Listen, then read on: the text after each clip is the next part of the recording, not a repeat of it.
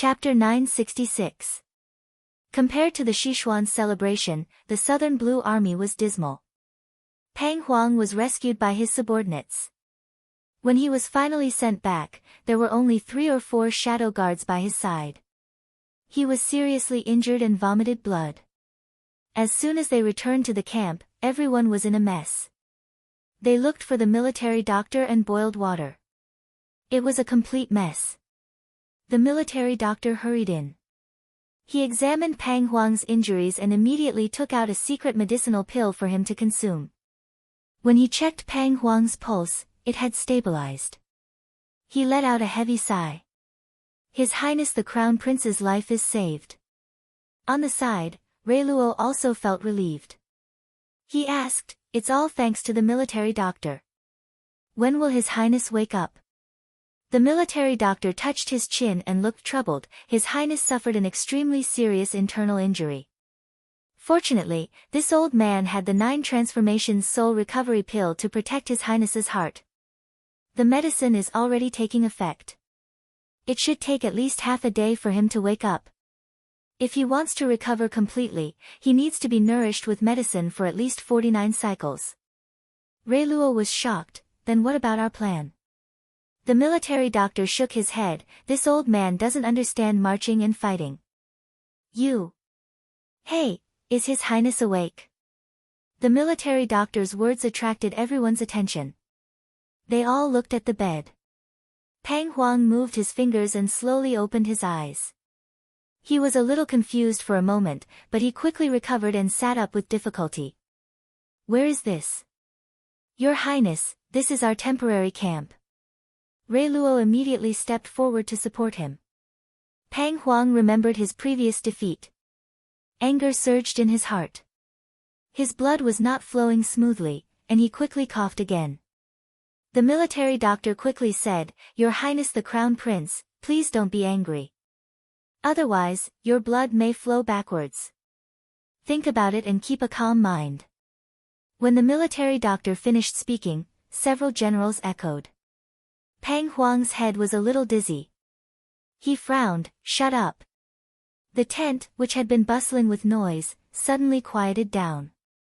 Pang Huang calmed down and raised his hand to touch his forehead. "What time is it now? How's the army?" "It's already 9 in the morning. Our men have suffered heavy losses. The 80,000 soldiers we sent out today were either killed or captured. The army was ambushed.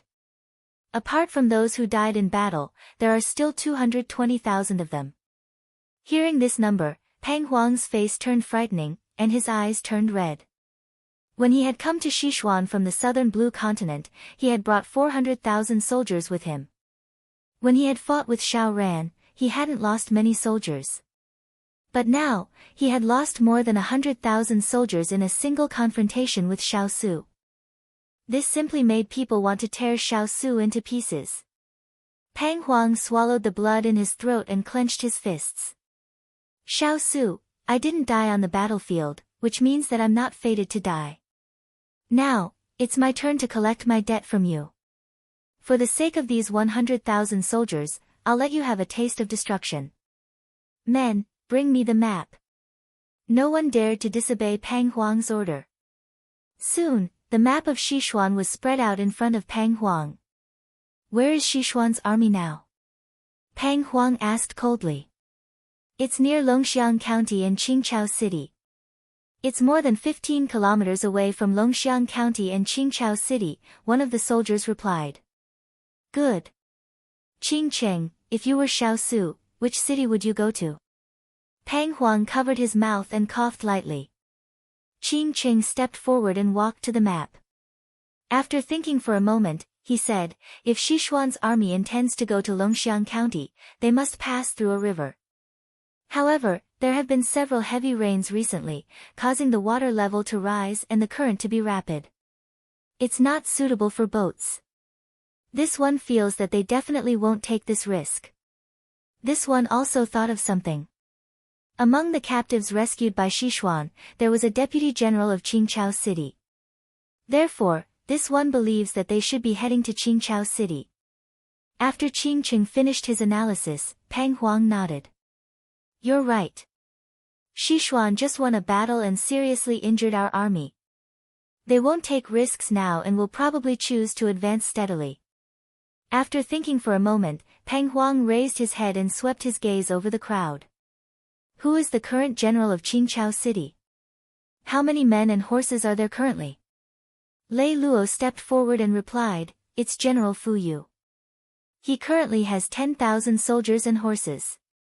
Peng Huang made a sound of acknowledgement. Then, his gaze landed on one of the generals in the tent. Although his face was pale and his voice was weak, the prestige he had accumulated over a long period of time instantly filled the tent. Feng Chen, do you know your crime this time? The one who was named was the general who had led the troops to sneak attack the provisions that Jean Xian was escorting. Ever since he learned that the provisions that were burned were only a trick of Sichuan's, he began to tremble with fear. He was afraid that His Highness the Crown Prince would hold him accountable. Now, the thing he worried about had finally happened. Feng Chen's legs went soft and he knelt down. Your Highness the Crown Prince, this subordinate knows his mistake. In fact, although Xiao Su's scheme this time was very meticulous and flawless, if his people had been a little more careful, they wouldn't have suffered such heavy losses this time. Seeing Feng Chen admit his crime, Peng Huang had the urge to kill him with 1,000 cuts. However, after falling into the trap this time, the morale of the army was already lax. If he punished the general, the morale of the army would be even more unstable. Peng Huang could only let him go for now. You deserve death for this crime. Unfortunately, we need people at this time, so I'll keep this score in mind. Now, I'll give you a chance to atone for your crimes. I'll give you 30,000 soldiers and horses. Go to Qingqiao City and support Fu Yu. Feng Chen, who was originally kneeling and waiting for death, didn't expect that His Highness the Crown Prince would give him a chance. He kowtowed in gratitude. Thank you, Your Highness the Crown Prince. Thank you, Your Highness the Crown Prince. Peng Huang was very impatient. When he saw him, he waved his hand and ordered him to go and prepare. Then, Peng Huang began to give orders to assign tasks. Now that the casualties were heavy, he had to appease all sides. Thus, one by one, he arranged for the generals to be assigned. After another general left, only Lei Luo and Qing Cheng were left in the accounting room. Peng Huang took the tea to moisten his thirsty throat. Then, he looked at the two confidants in front of him with a heavy gaze. This crown prince is very unwilling to be defeated by Xiao Su this time. I must get back at him. Xiao Su and the others can only be proud for a while. They won't be proud forever, Lei Luo comforted. Peng Huang snorted and took a deep breath. Then, with a bloodthirsty expression, he said, This time, I'll use Qingqiao City as bait. This crown prince will make Xiao Su unable to return. Your Highness the Crown Prince already has a brilliant plan? Qing Cheng asked in surprise. That's right. This Crown Prince remembers that I brought a lot of gunpowder to Sichuan this time. Now, it can be considered to be put to use. When the time comes, this Crown Prince will learn from Zhuge and use the empty city strategy. Let's see if he dares to accept the challenge. Peng Huang smiled coldly. Before Lei Luo could react, Qing Cheng had already guessed the Crown Prince's plan. No wonder the Crown Prince wanted Feng Chen to defend the city. It turned out that he didn't want him to perform meritorious deeds, but to accept his death. Chapter 967. The next day, Sichuan main tent. A map of Sichuan was spread out in the middle of the tent. Xiao Su stood in front of it, his finger pointing upwards. Our army is currently in this position. What do you all think we should do next? Gao Hao stroked his beard with a serious expression. Your Highness, this general feels that the Southern Blue Army's strength has been greatly damaged. We should take advantage of our victory and pursue them. Qingqiao City is the closest to our army, so we can set our target there. First, we'll recover Qingqiao City, then move on to Jiasong County, Anlong Harbor, and other cities. Gao Hao's words received the approval of the majority. As Chu Qingyan's body had recovered well, she also participated in the meeting today. She felt that Gao Hao's words made sense, so she added, the Southern Blue Army's commander is heavily injured, and they've lost nearly half of their troops. Their rations can't be replenished in time, so we should say that their morale is very low. We shouldn't give them time to breathe and take advantage of the situation to beat them up. This will allow us to achieve twice the result with half the effort. If we choose Qingchao City, we'll be able to tear a hole in their defenses. She had studied the Southern Blue Army's defenses. Currently, Qingchao City was the outermost line of defense. If they could break through this line, then it would be much easier to recover the other cities. That's right, Your Highness. We've rescued Qingchao City's Deputy General, Xing Cheng. He's very familiar with Qingchao City. We can understand the current situation through him and discuss how to seize the city. Jing Guanghui stood out and suggested. Xiao Su nodded. Since no one has any objections, then we'll decide on Qingchao City as our next target. Bring Xing Cheng in. We'll first understand the current situation of Qingchao City. The meeting lasted until noon, when everyone was dismissed for lunch. They then decided to set off for Qingchao City in the afternoon. In the end, only Xiao Su and Chu Qingyan were left in the tent. It was only today that Chu Qingyan saw Jean Xian in the tent after he bid farewell to her the last time. She felt that Jean Xian had been tanned recently, but he looked more energetic. However, his arms were tied with a white gauze, and there were a few cuts on his face. Chu Qingyan immediately felt her heart ache. She felt as if her own child had been raised well at home, but was beaten up when he went out. She felt a little upset.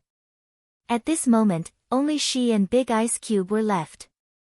She sighed and said with pity, seeing that Jean Xian is injured makes my heart ache. Xiao Su was in the middle of writing a memorial when he heard her words.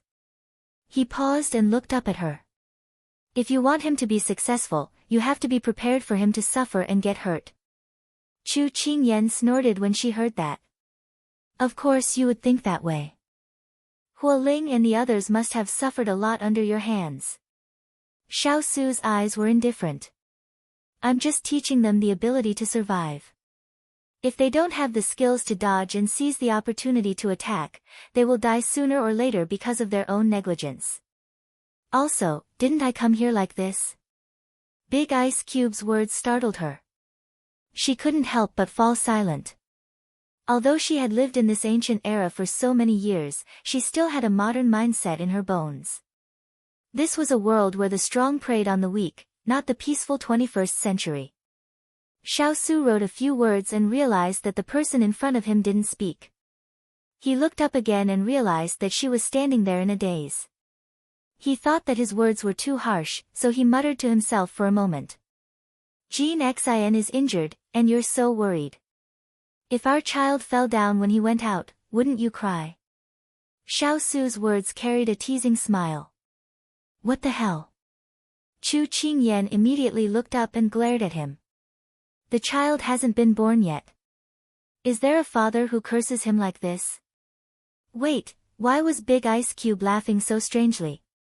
There seemed to be something wrong. You, who wants to give birth to your child? Her face instantly turned as red as the morning sun. After she said this, she saw the person sitting behind the table laugh even more. She felt the entire tent become hot. She stomped her feet and decided to ignore him. She gave a heavy snort and charged out of the tent, leaving the unrestrained laughter behind her. When Chu Qingyan came out, she almost bumped into Huo Ling, who was about to walk in. Huo Ling was originally in a rush, but when he saw the little princess face turn red and heard his master's laughter in the tent, he couldn't help imagining his master teasing the little princess. The scene was too beautiful and he didn't dare think about it. Young master, where are you going? Huo Ling asked while holding back his laughter. How could Chu Qingyan not understand the smile in his eyes? She was about to explode in anger. It was fine if she was teased by Big Ice Cube, but now she was being teased by his subordinate. Life was too bitter. It's nothing. What about you? Why are you in such a rush? Chu Qingyan replied in an uncomfortable voice. With this reminder, Wu Ling finally remembered why he came here. His expression became a bit anxious. Young master, this subordinate heard that Miss Chen was packing her luggage and was preparing to leave the camp. I immediately came to report to you. Chu Qingyan was shocked. Yan Luo had only told her about this matter 2 days ago and she never thought it would be so fast. She couldn't help feeling a bit anxious, but before this, she had some questions. Speaking of this, shouldn't Ethereal be the one worried about this matter? I remember that you and him are enemies, right? Why are you the one worrying about this? Hu Ling gave a deep sigh, that block of wood, only thinking about what's good for others. This subordinate can't stand him because he's always so selfless and doesn't think about himself. So, this subordinate wanted to go against him to see if he would be angry. Who would have thought that a block of wood would be a block of wood? No matter how I tormented him, he wouldn't care and would at most say a few words. If he fought with this subordinate to vent his anger, that would also be good. It's a pity that he doesn't understand. Hearing Hu Ling's sad words, Chu Qingyan's forehead couldn't help sweating. To have Ethereal fight with someone whose martial arts weren't on the same level as him, wasn't that just asking for a beating? If it was a competition of medical skills, Ethereal would probably be more willing. However, Hu Ling's words made Chu Qingyan have a whole new level of respect for him. She originally thought that he and Ethereal didn't like each other and liked to compare everything. Now that she heard it, there were actually other reasons. Perhaps, this was what brothers were like. They normally teased each other and didn't like each other, but when something happened, they didn't even think about standing up for each other. This kind of relationship was even more enviable. She heard him continue, Miss Chen wants to leave, so Ethereal must be upset. It's just that he doesn't say anything. I can't stand his cowardly appearance, so I came to find young master and hope that you can persuade Miss Cheng. Although this subordinate feels good seeing Ethereal upset, I still feel that he shouldn't be upset. Chu Qingyan couldn't help but sigh, these two people really make people worry. Alright, I'll go check on Yan Luo. It's chaotic right now and she's not alone. Alright, then I'll have to trouble young master. Hu Ling rubbed his head and left with a grin. Chu Qingyan looked at his back and smiled, then turned and walked towards Yan Luo's tent.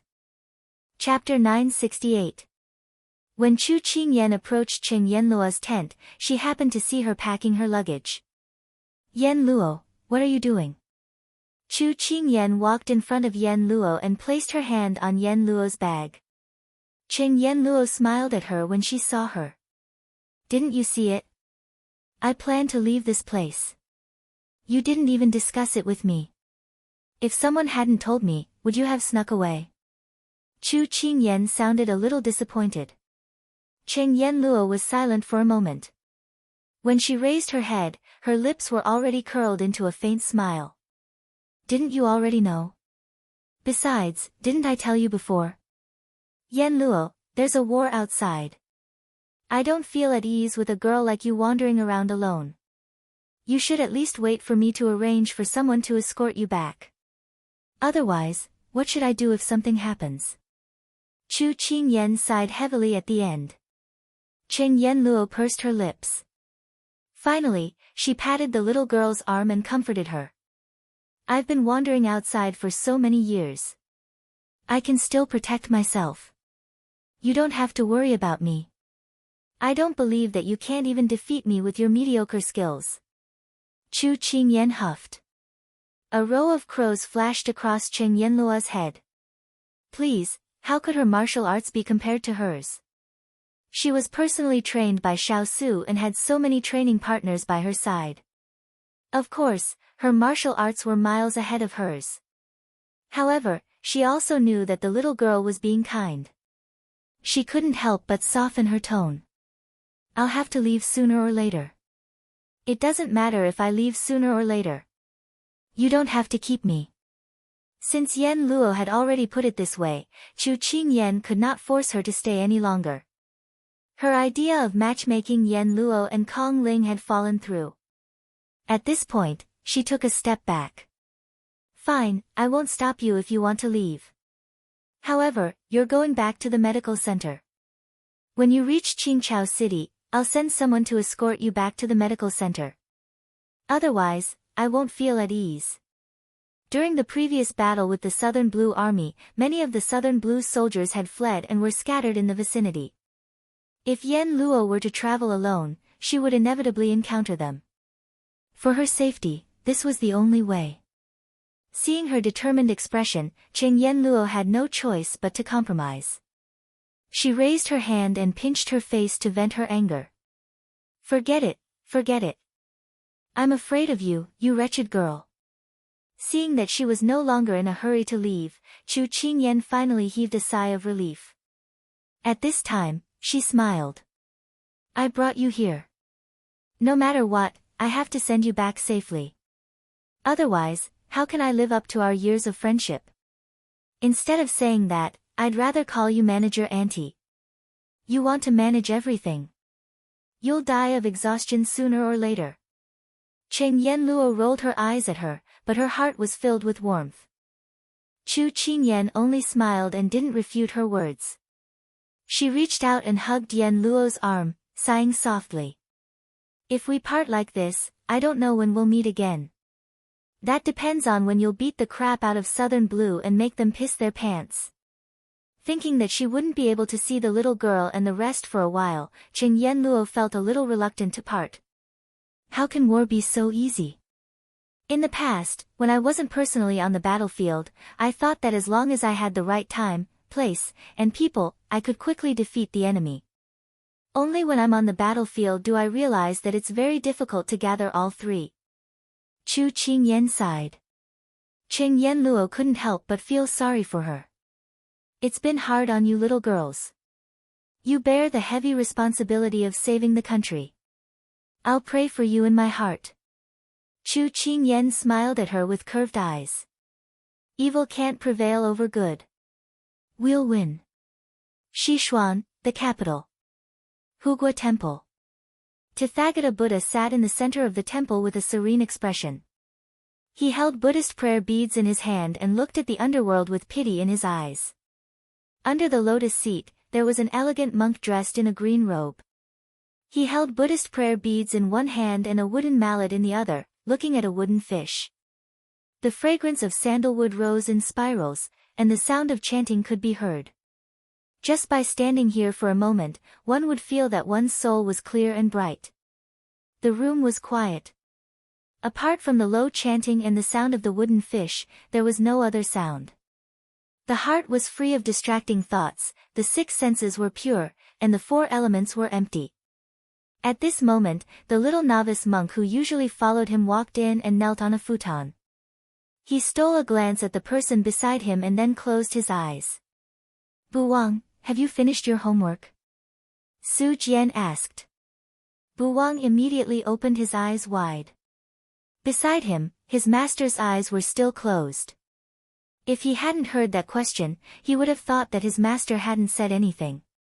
Buwang said somewhat guiltily, I've finished. A monk doesn't lie. Let me ask you again. Have you really finished? Su Jian slowly opened his eyes and looked at him with a clear gaze. Buwang hurriedly prostrated himself. Buwang knows his mistake. Today, you'll be punished by copying the scriptures 3 times. You're not allowed to bargain, Su Jian said indifferently. Buwang's face was bitter. Yes, master. Su Jian looked at his scrunched-up little face and couldn't help but chuckle. This was the little disciple he'd taken in this year, and also his first disciple. Nansang invaded and seized cities, causing many people to lose their homes and become homeless. He'd picked up Buwang from the streets.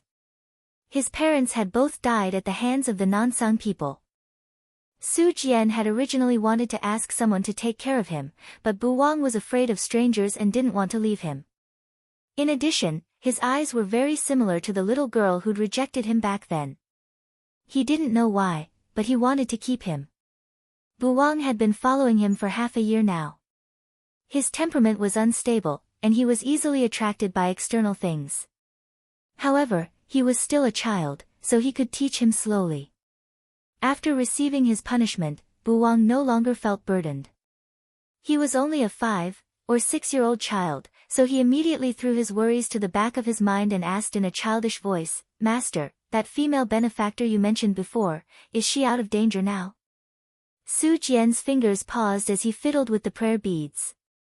His gaze fell on the snow-white porcelain bottle, and he slowly said, "She's out of danger." He hadn't forgotten that he'd only divined that she was in danger, but not the outcome. For the next few days, he didn't forget to calculate again. It wasn't until early one morning that he calculated that she was safe. At this time, his fingers unconsciously closed together again. Suddenly, his eyes narrowed. Benefactor Chu was facing another calamity. Bu Wang kept looking at his master. When he saw that his master's expression wasn't right, he couldn't help but ask, "Master, what's wrong?" Su Jian looked at Bu Wang with a strange expression. "I'm afraid that female benefactor you mentioned just now is about to meet another calamity." "Ah. Master, why is she facing so many calamities?" Bu Wang was very puzzled. "Maybe it's because her identity isn't ordinary." Su Jian sighed. An outsider from outside the world had barged into this world that didn't belong to her. She was going against fate, so she faced endless calamities. However, Su Jian tapped his fingers again, as if something was wrong. Chapter 969. Su Jian sensed that something was amiss. While he was meditating, he didn't forget to mutter to himself. "Master, what do you mean her identity is not ordinary? Will she still be in danger in the future?"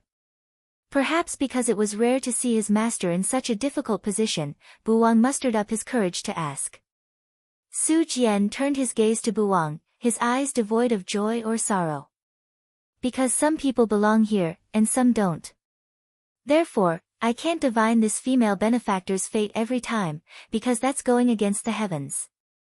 Bu Wang was still young, so he didn't quite understand what his master meant. He tilted his head and asked, "Will the female benefactor leave this place in the future?" His master probably meant that she didn't belong here. Su Jian looked at the vast sky with rolling clouds outside the door, his expression blank. "I don't know either." The lives of the people around her had changed because of her appearance, so their fates were all messed up. It was hard to divine what kind of person they would be in the future. This was especially so for Xiao Su. He should have passed away a few years ago, but because of Chu Qingyan's appearance, the trajectory of his life changed. He did not die, and the star that belonged to him became brighter and brighter. It was almost as bright as the Emperor's star. To Xishuan, he didn't know whether this was good or bad. But one thing was for sure, his existence was a blessing to the common people. He actually had something to ask his master about. Bu Wang blinked and asked, "Will the female benefactor encounter any more danger?" Su Jian's gaze fell on him, a solemn look in his eyes. "Yes. In the near future, she will encounter a life and death calamity." But just like before, he couldn't divine whether she would succeed in overcoming the calamity. Was he not capable enough, or was this really something difficult to divine? He couldn't help but recall what she had said to him back then. "My fate is in my own hands, not in the hands of the heavens." This was an extraordinary woman. He didn't know how much she had grown after so many years. Bu Wang was a little anxious when he heard this. Will anything happen to her? Perhaps because he had suffered the loss of his family, Bu Wang subconsciously didn't want others to be hurt like him. Su Jian placed his hand on his head and smiled faintly. "The heavens are benevolent. She has experienced so many life and death situations. I believe she will be able to turn misfortune into blessing."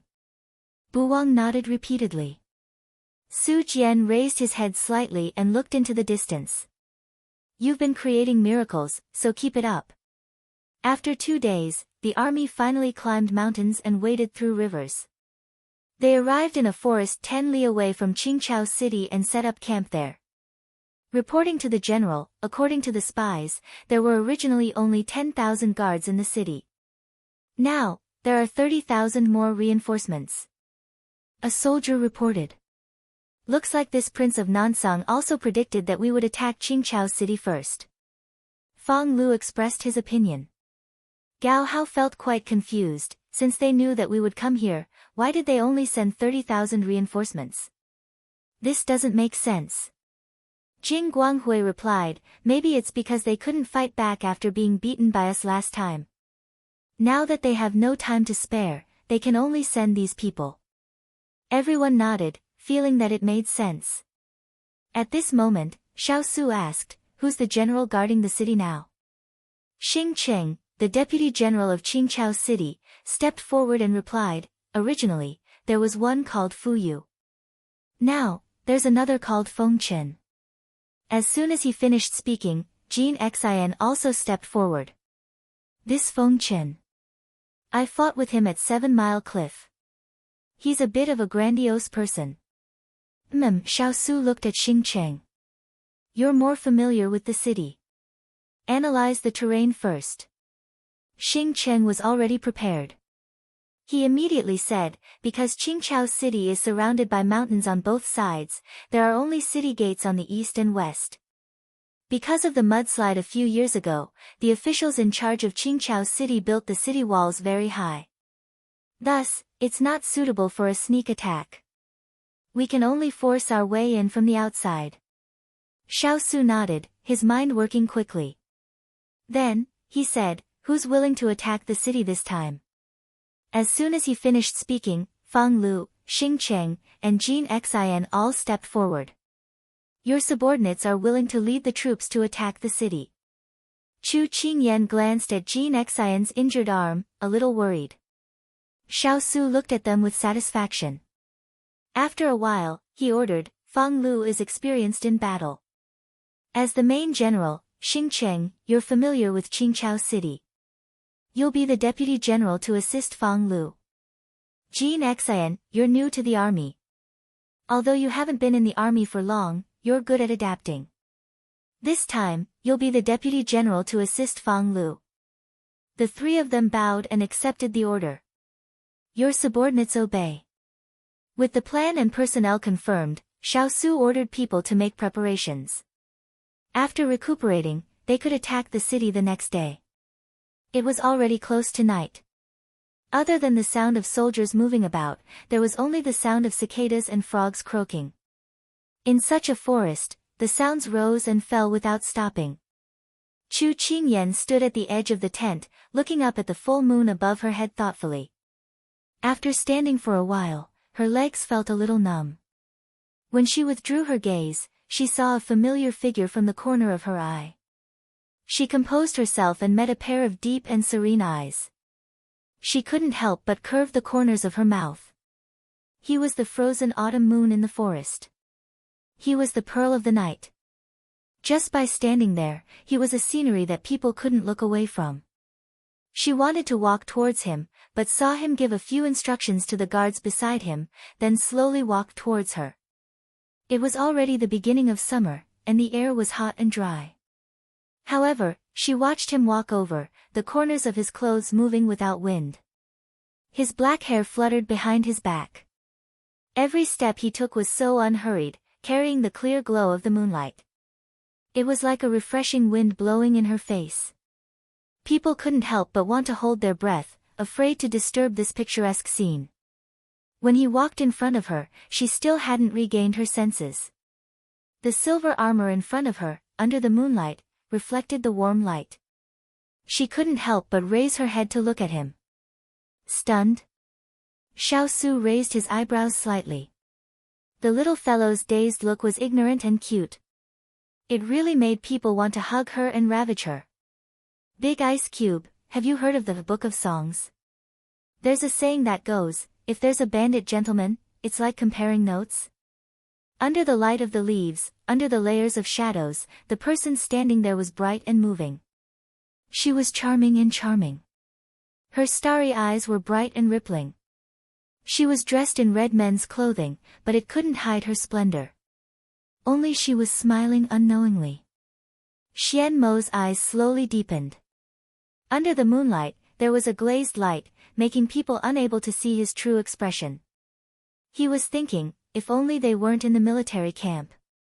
He wanted to kiss her eyes. I'm very happy that you're praising me. He curled his lips. Chu Qingyan was stunned when she heard this. Then she said in a bad mood, "Where's your face?" Others praising him and him praising himself were two different concepts. All right. Xiao Su smiled and instantly looked at the person in front of him. Chapter 970.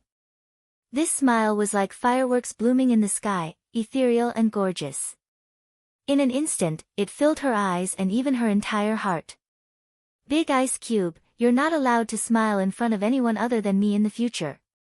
She came back to her senses and blamed herself for not being able to live up to expectations. After being together for so many years, she still wasn't used to it and was still enchanted by him. However, she was even more vigilant. Even if she was by his side day and night, she couldn't escape his charm, so there was no need to mention anyone else. So, she deliberately put on a fierce look. Xiao Su expressed that he didn't care and was very willing to go along with her. He really couldn't think of anyone else that was worth him caring about other than the little fellow. If these words fell into the ears of other men, they would have a falling out with her. Chu Qingyan was very satisfied with the Big Ice Cube's response. Actually, the Big Ice Cube had a mask on his face. If he didn't speak or smile, just by standing there, it was enough to enchant a large group of people. Of course, beauty was in the eye of the beholder. She wanted to hide him, but she also didn't want others to see his magnificence. It really was a contradiction. Let's go for a walk. He was still not used to talking about love in front of everyone. After all, the little fellow's identity was still a man and he couldn't expose her. This change in style was too fast and she couldn't understand it. Was the Big Ice Cube inviting her on a date? His heart was thumping wildly. Her face was red as she gave a soft cough. This night isn't bad, it's good to go for a walk. Xiao Su did not expose her words as he followed behind her with a smile. Fang Lu, who was feeding the horses in the distance, saw the two of them standing by the fire. He couldn't help asking Hualing, who was beside him, "Who is this little brother Chu? I found that His Highness treats him very differently. I've never seen His Highness this gentle before." Hualing followed his gaze and laughed. He silently cursed in his heart. You didn't see his master's gentle appearance, he was simply being intimate with the little princess. However, he couldn't say these words in front of Fang Lu. Otherwise, if it reached his master's ears, he might be sent to the mountains. Young Master Chu is young and promising. Master is a person who cherishes talents, that's why she treats him differently. Don't think too much about it. Hualing patted his shoulder and said vaguely. Then he was afraid that he would ask something he couldn't answer, so he immediately ran away. Fang Lu nodded. He admired her from the bottom of his heart. When he was her age, he was still a young boy who didn't know anything. After he sent Hualing off, his eyes moved back to where they were. He felt that the two of them standing together were very pleasing to the eye, but when he thought of their identities, he couldn't help but shiver. His Highness wasn't a homosexual. He immediately slapped himself on the mouth, and led the horse to another place to feed it, running faster than a hare, lest his thoughts should be discovered. Stabbed to death. Xiao Su and Chu Qingyan had already walked far away from the barracks and arrived at a desolate place. Because of today's full moon, the sky was especially clear. The clouds were thin, like a thin veil in the sky. As long as you were willing to look, you could see the blue sky behind the white veil. Just now, what were you thinking about? Xiao Su was standing at the top of the mountain as he suddenly turned to look at her. Chu Qingyan was still playing with the branch in her hand. Hearing this, a trace of surprise flashed in her eyes. She knew that the Big Ice Cube was asking about what happened in the camp, but when she raised her head, her eyes were filled with a smile. Nothing, I wasn't thinking about anything at that time. As soon as she finished speaking, the person in front of her suddenly leaned forward and locked his eyes with hers. She couldn't help but lean back. When she couldn't take it anymore, he reached out and grabbed her waist. He sighed helplessly and helped her stabilize her body. You think I don't know if you're telling the truth or not? The two of them were very close right now. As long as she raised her head, she could touch his chin, but she was feeling guilty right now and only dared to touch his chest. How could I? She spoke with a weak voice. At this moment, Xiao Su's hand landed on the top of her head. His voice suddenly became gentle. Do you miss your parents? Chu Qingyan's eyes widened and she immediately looked up. You know? Xiao Su smiled gently. That's why I said, don't lie to me. My heart is a mirror. Chu Qingyan pursed her lips, but she was still very impressed. He was as meticulous as dust and could see the big picture from small details. That was why such a person could become the leader of the Sichuan army and lead the army to expel those brutal invaders. She no longer denied it and leaned against his chest, her voice soft, a little. Recently, she had been so busy with the war that she didn't even know if her parents were doing well in Jiangnan, whether they were eating well and wearing warm clothes. Actually, she didn't have to worry about these things at all because she had arranged for people to stay behind. Big Ice Cube also had people there, and Xiaoli would take care of them, so her parents would definitely be doing well. It was just that when a son was thousands of miles away, his mother would be worried. When their parents weren't by their side, as children, they would also be worried.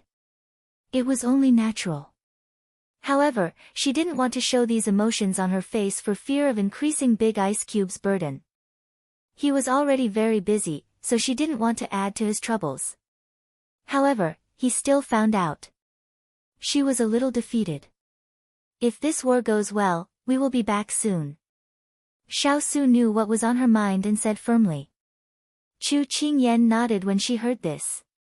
She knew that Big Ice Cube wouldn't lie.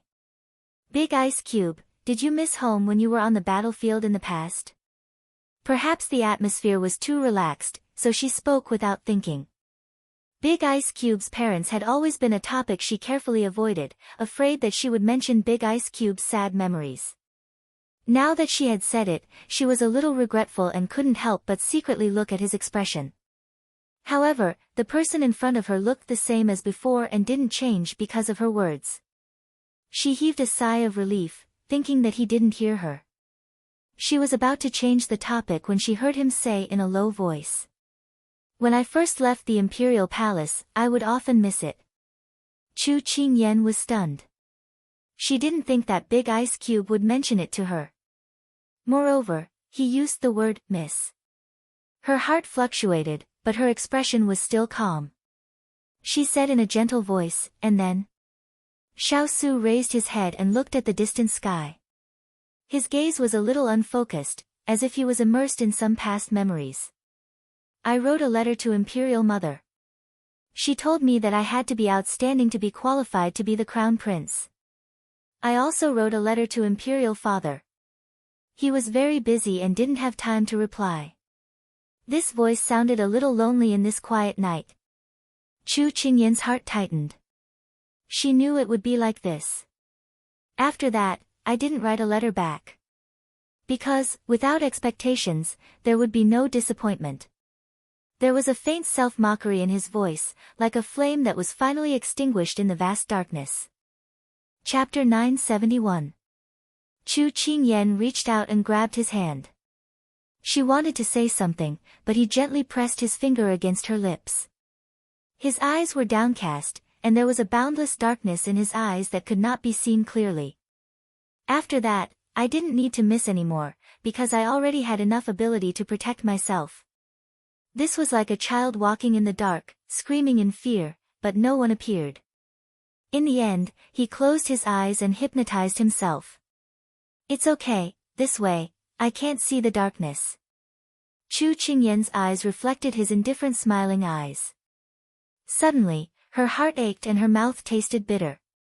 Big Ice Cube, it's okay, my parents can share half with you. Xiao Su knew what she was thinking and reached out to hold her shoulder. In fact, he said this tonight only because the little fellow had been silent about this topic for so many years. He thought it was a taboo for him, so he didn't dare to touch on this topic. In fact, it wasn't. Today, he just wanted to take this opportunity to let her know that she didn't need to carefully take care of his feelings. But it seemed that he overreached himself.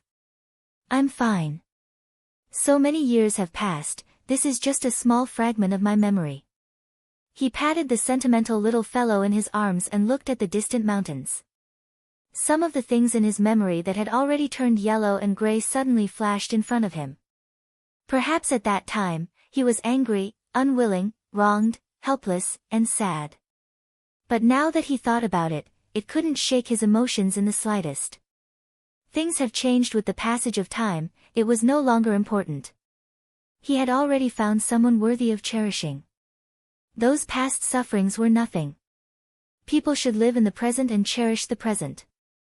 If they were tied down by the past, they would never know what happiness was. If you miss your parents, you can write a letter and let someone bring it back. He pulled himself out of the memory and said with a faint smile. Chu Qingyan's eyes lit up. She raised her head in his arms, then you write it too. Xiao Su stared blankly for a moment, then curved his lips, okay. Getting his answer, Chu Qingyan smiled happily, Father loves you so much, he will be very happy to see your letter. Mother too. Xiao Su hugged her with both hands, his mood was tinged with light joy. Happiness was actually very simple. It was to cherish the right person. At this moment, in a courtyard far away in Jiangnan, there were also people gazing at the moon with longing. Dan Nyang, what do you think Kai Kai and Inverted Scallion are doing now? Mr. Chu rested his chin on his hands and looked up at the full moon as he muttered to himself. At this moment, Chu Machen's mother was picking cloth and preparing to make a few sets of clothes for her daughter. When she heard this, she glanced at her husband helplessly. Yuan Zhen, this concubine has heard this sentence more than 20 times since this morning. This concubine's ears are about to grow calluses. Mr. Chu sighed. Dan Nyang, you don't understand how I feel. I miss them very much. Mrs. Chu paused and comforted her. They are fighting a war now. They will come back when the war is over. Mr. Chu snorted. That's your answer every time. I've heard you say the same thing more than 20 times since this morning. My ears are getting calluses. A few crows flew over Mrs. Chu's head. Wah wah wah, then, Chu Machen's father continued to ramble, I miss them so much. Will they miss me? Won't it be unfair if I miss them more than they miss me? But there's nothing I can do about it. I just miss them. Dan Nyang, when will they come back? I'm so lonely by myself. You can play with Xiao Hua, Xiao Bai, and Xiao Huang. Didn't Xiao Hua give birth to a few cubs yesterday? Mrs. Chu tried to divert his attention. Yes, little peanuts and little flowers are here. We can play again. Mr. Chu was immediately attracted. He stood up and circled the stone table a few times. Mrs. Chu heaved a sigh of relief and continued to pick the colors. However, after jumping around for a while, Mr. Chu sat down worriedly and continued to look up at the moon with a frown. But I still miss them very much. Mrs. Chu rubbed her brows.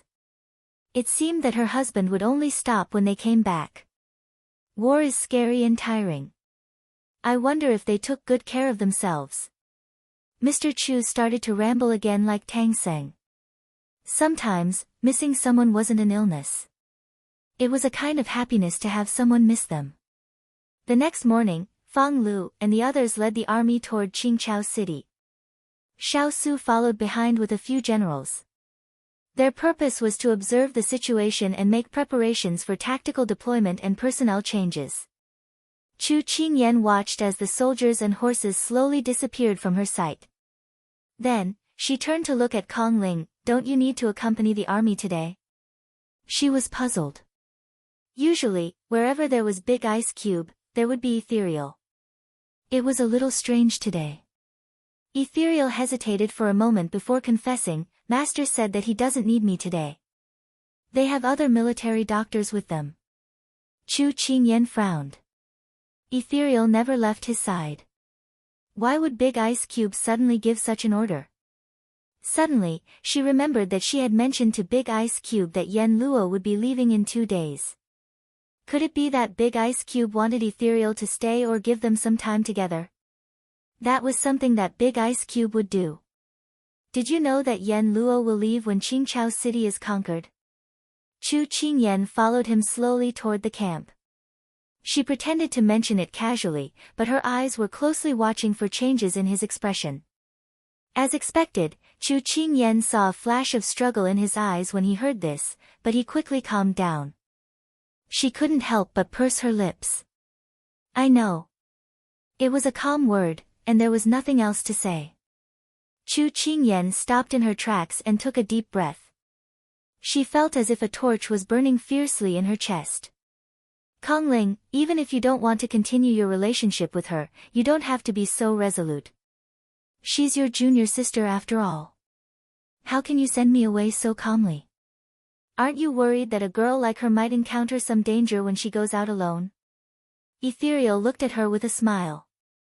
I know that with your friendship with my junior sister, you'll definitely arrange everything for her. I don't have to worry. Sometimes, Chu Qingyan really wanted to tear that insincere smile off his face. Just as she was about to say something, she heard a familiar voice behind her. I've been looking for you for a long time. The medicine I brewed for you today is ready. Go back and drink it. Chu Qingyan turned around and saw Yan Luo standing not far away. She was surprised. How long had she been standing there? How much had she heard? Was she upset? However, she seemed to have realized something and turned to look at Kongling. In fact, he had seen Yan Luo a long time ago. So, he had deliberately said those words to Yan Luo. Chapter 972. Under Chu Qingyan's gaze, Huoling was still smiling faintly. Chu Qingyan didn't know what to say for a moment. At this time, Qin Yanluo's urging voice sounded again. Chu Qingyan sighed and could only turn to leave. But before she left, she seemed to have heard Yanluo's voice. Thank you for your kindness, senior brother. Chu Qingyan couldn't help but close her eyes at the distant voice. In the end, she had no choice but to leave quickly. If some people were destined to be together, then no matter how many wrong paths they took, there would always be a day when they would be by each other's side again. However, if two people were not fated to be together in this life, then there was no use in forcing it. In this world, who wasn't suffering bitterly? It was just a matter of who could endure it. In the southern blue barracks, Peng Huang was lying on the bed, injured. In front of him was a subordinate reporting to him. Your Highness, as you expected, Xishuan's army is currently attacking the city. How many of them are there? Peng Huang coughed lightly, then slowly opened his mouth. The injury this time had caused him to suffer a lot, and his entire person was haggard. Xishuan's army has 300,000 men, but only 50,000 are attacking the city. However, we only have 30 to 40,000 men. The commander replied. Peng Huang nodded, indicating that he already knew. Your Highness, Xishuan's army has several 100,000 men, but only 50,000 are near Qingchao City. Could it be that Xiao Su has made arrangements for the other troops? Will they be disadvantageous to us when the time comes? Rei Luo raised his doubts, looking a little worried. Peng Huang chuckled, those people are not in my eyes at all. Now, you just have to tell me where Xiao Su is now. Xiao Su is at the foot of Qingchao City with the 50,000 troops. A soldier answered. Peng Huang curled his lips in satisfaction. That's good. This crown prince was afraid that he wouldn't be here. But with his style, Qingchao City is an easy place to defend and hard to attack. He won't leave it to his subordinates. At the very least, he will give instructions from the side. Your Highness, we don't have to pay too much attention to Xiao Su. He is only one person. If we can defeat his army, it will be of great help to boost the morale of the army, a general said. He felt that the crown prince was paying too much attention to Xiao Su and was neglecting the essentials. Of course, Peng Huang knew what they were thinking. He sneered, what do you know? What's so scary about Xishuan's 3 armies? For the past half a year, haven't we beaten them into a corner? But Xiao Su is different. He alone is enough to fight against thousands of troops. Ever since he took over the 3 armies, haven't we suffered enough losses at his hands? Qing Cheng stood up to support Pang Huang and said, Your Highness, you're right. When the Xixian army was under Xiao Ran's command, they didn't fight as bravely as they did under Xiao Su's command. This is the influence of a leader on the whole army. I think that if we can get rid of Xiao Su, no matter how many Xixian soldiers we have, we'll be like fish on the chopping board, waiting to be slaughtered. Everyone nodded, feeling that the two were right. At this time, someone suggested, Then what does Your Highness plan to do next? Sichuan soldiers have already arrived at Qingchao City. I'm afraid that General Feng and General Fu Yu aren't their match. You don't have to worry. This crown prince already has a plan. Let Feng Chen and Fu Yu hold on for a few days. They must fight to the death and don't let Sichuan's people succeed. When the time comes, this crown prince will personally go to the battlefield and lend them a hand. Pang Huang smiled, but there was an indiscernible darkness in his eyes. But Crown Prince, your body, Rei Luo said in surprise. It's fine. Thanks to the military doctor's medicine, I'm mostly better now. Don't spread the news of this Crown Prince's injury to avoid upsetting the army's morale. Pang Huang suddenly remembered this matter and immediately gave the order. At this time, the soldiers looked at each other. Pang Huang swept his gaze over everyone and finally narrowed his eyes. What's the meaning of this? Rei Luo stood up with an embarrassed expression. Your Highness, when you returned that day, the news of your injury couldn't be hidden. The soldiers, you trash. Don't you know what it means to pacify the army's morale? Could it be that when this crown prince wasn't here, you didn't have a single person in charge? Pang Huang was so angry that his blood rushed to his head. His face turned even paler and he couldn't stop coughing. Everyone was shocked and immediately called for a military doctor, but Pang Huang stopped them. He took a deep breath and then said to everyone, Sooner or later, this crown prince will be angered to death by you all. The soldiers lowered their heads and didn't dare to say anything. If they spoke at this time, they would simply be offending the crown prince. Pang Huang couldn't count on them and ordered, Pass down the order. Have the three armies gather at noon. This crown prince wants to train them. Rei Luo wanted to remind him about his body, but in the end, under his majesty, he kept quiet. Pang Huang didn't want to see these people and waved his hand to dismiss them. Out of sight, out of mind. But in the end, he still kept Rei Luo and Qing Cheng. The room was silent and the atmosphere was heavy. Rei Luo and Qing Cheng looked at each other. No one dared to take the initiative to speak. They quietly lowered their heads and waited for the crown prince in front of them to speak. Pang Huang said faintly, Does the imperial court also know about this crown prince's injury? Since the three armies didn't hide it, the imperial court should have also received the news. Rei Luo said with an unnatural expression, His Majesty knows. Pang Huang sneered, Then how did he react? Rei Luo glanced at him and stammered, His Majesty is very concerned about you. He wants you to take good care of your body. Is that so? There's no need for such official words. Just tell me the truth. Pang Huang's gaze was oppressive, so Rei Luo could only tell the truth. His Majesty didn't do anything on the surface, but I heard that he sent a lot of things to the second prince in the past 2 days. Rumor has it that His Majesty might release the second prince.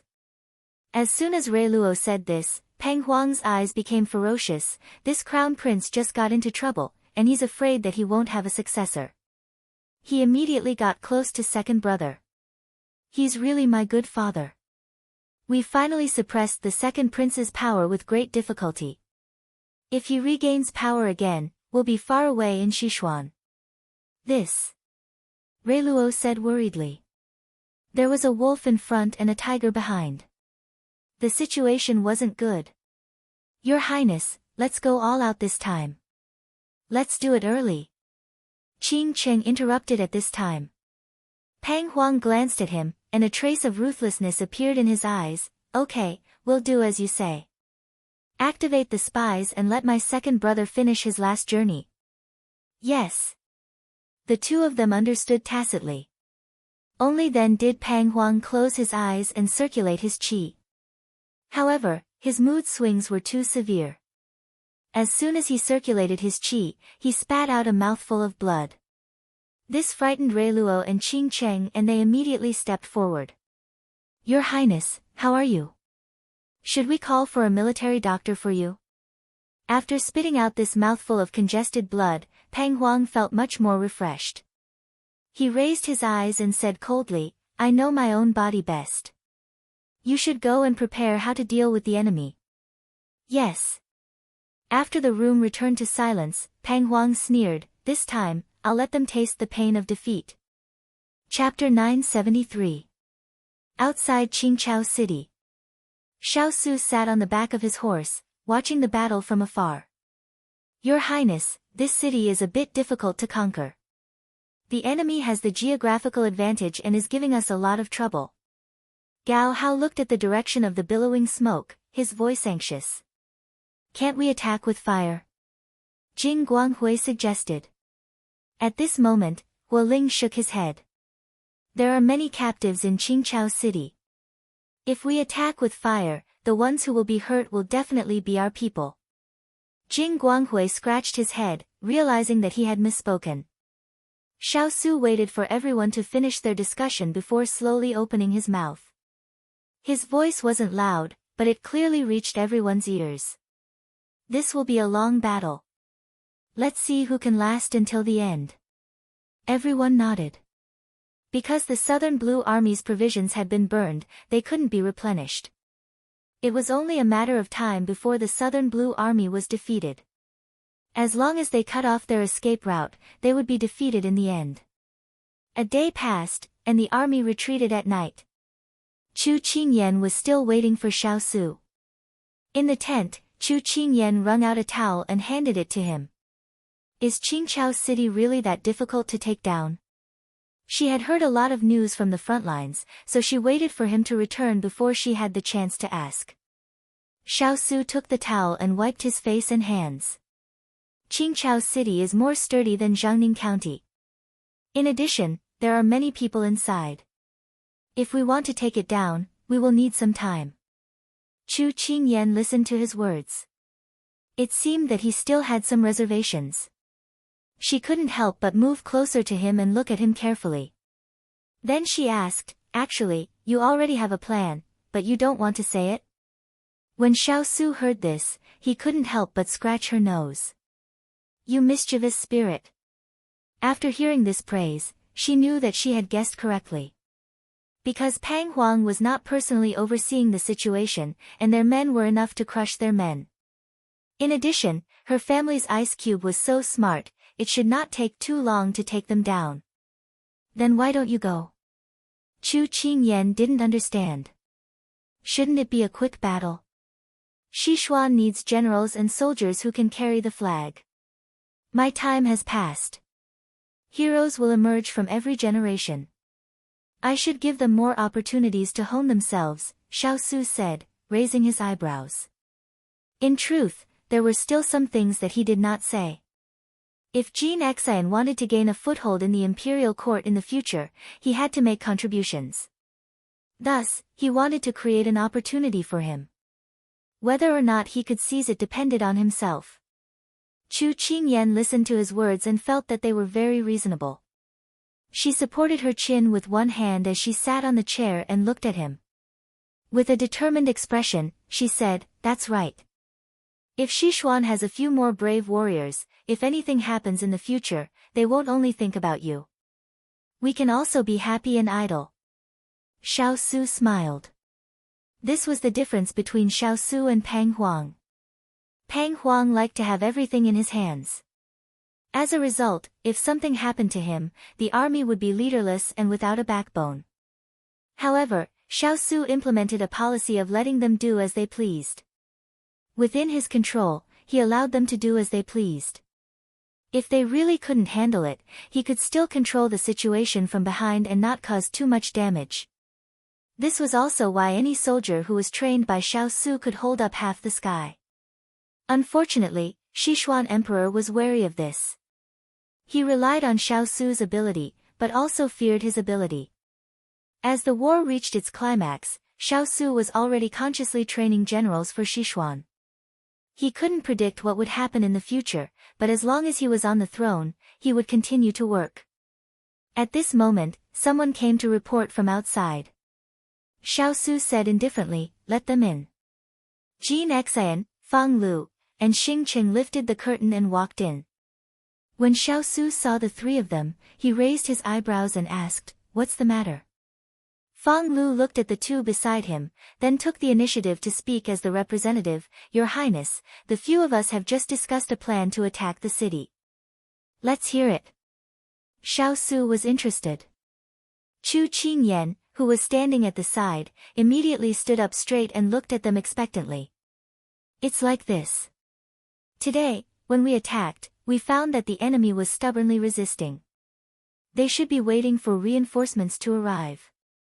If we announce that Pang Huang is injured and the Southern Sung army is injured, we can gradually break down their resistance. Then, we tell them that their provisions have been taken away. They will panic even more and lose their will to fight." Fang Lu slowly explained their plan.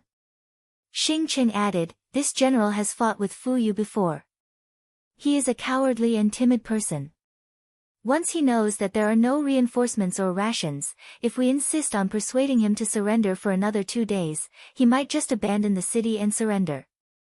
That person called Feng Chen will be difficult to deal with.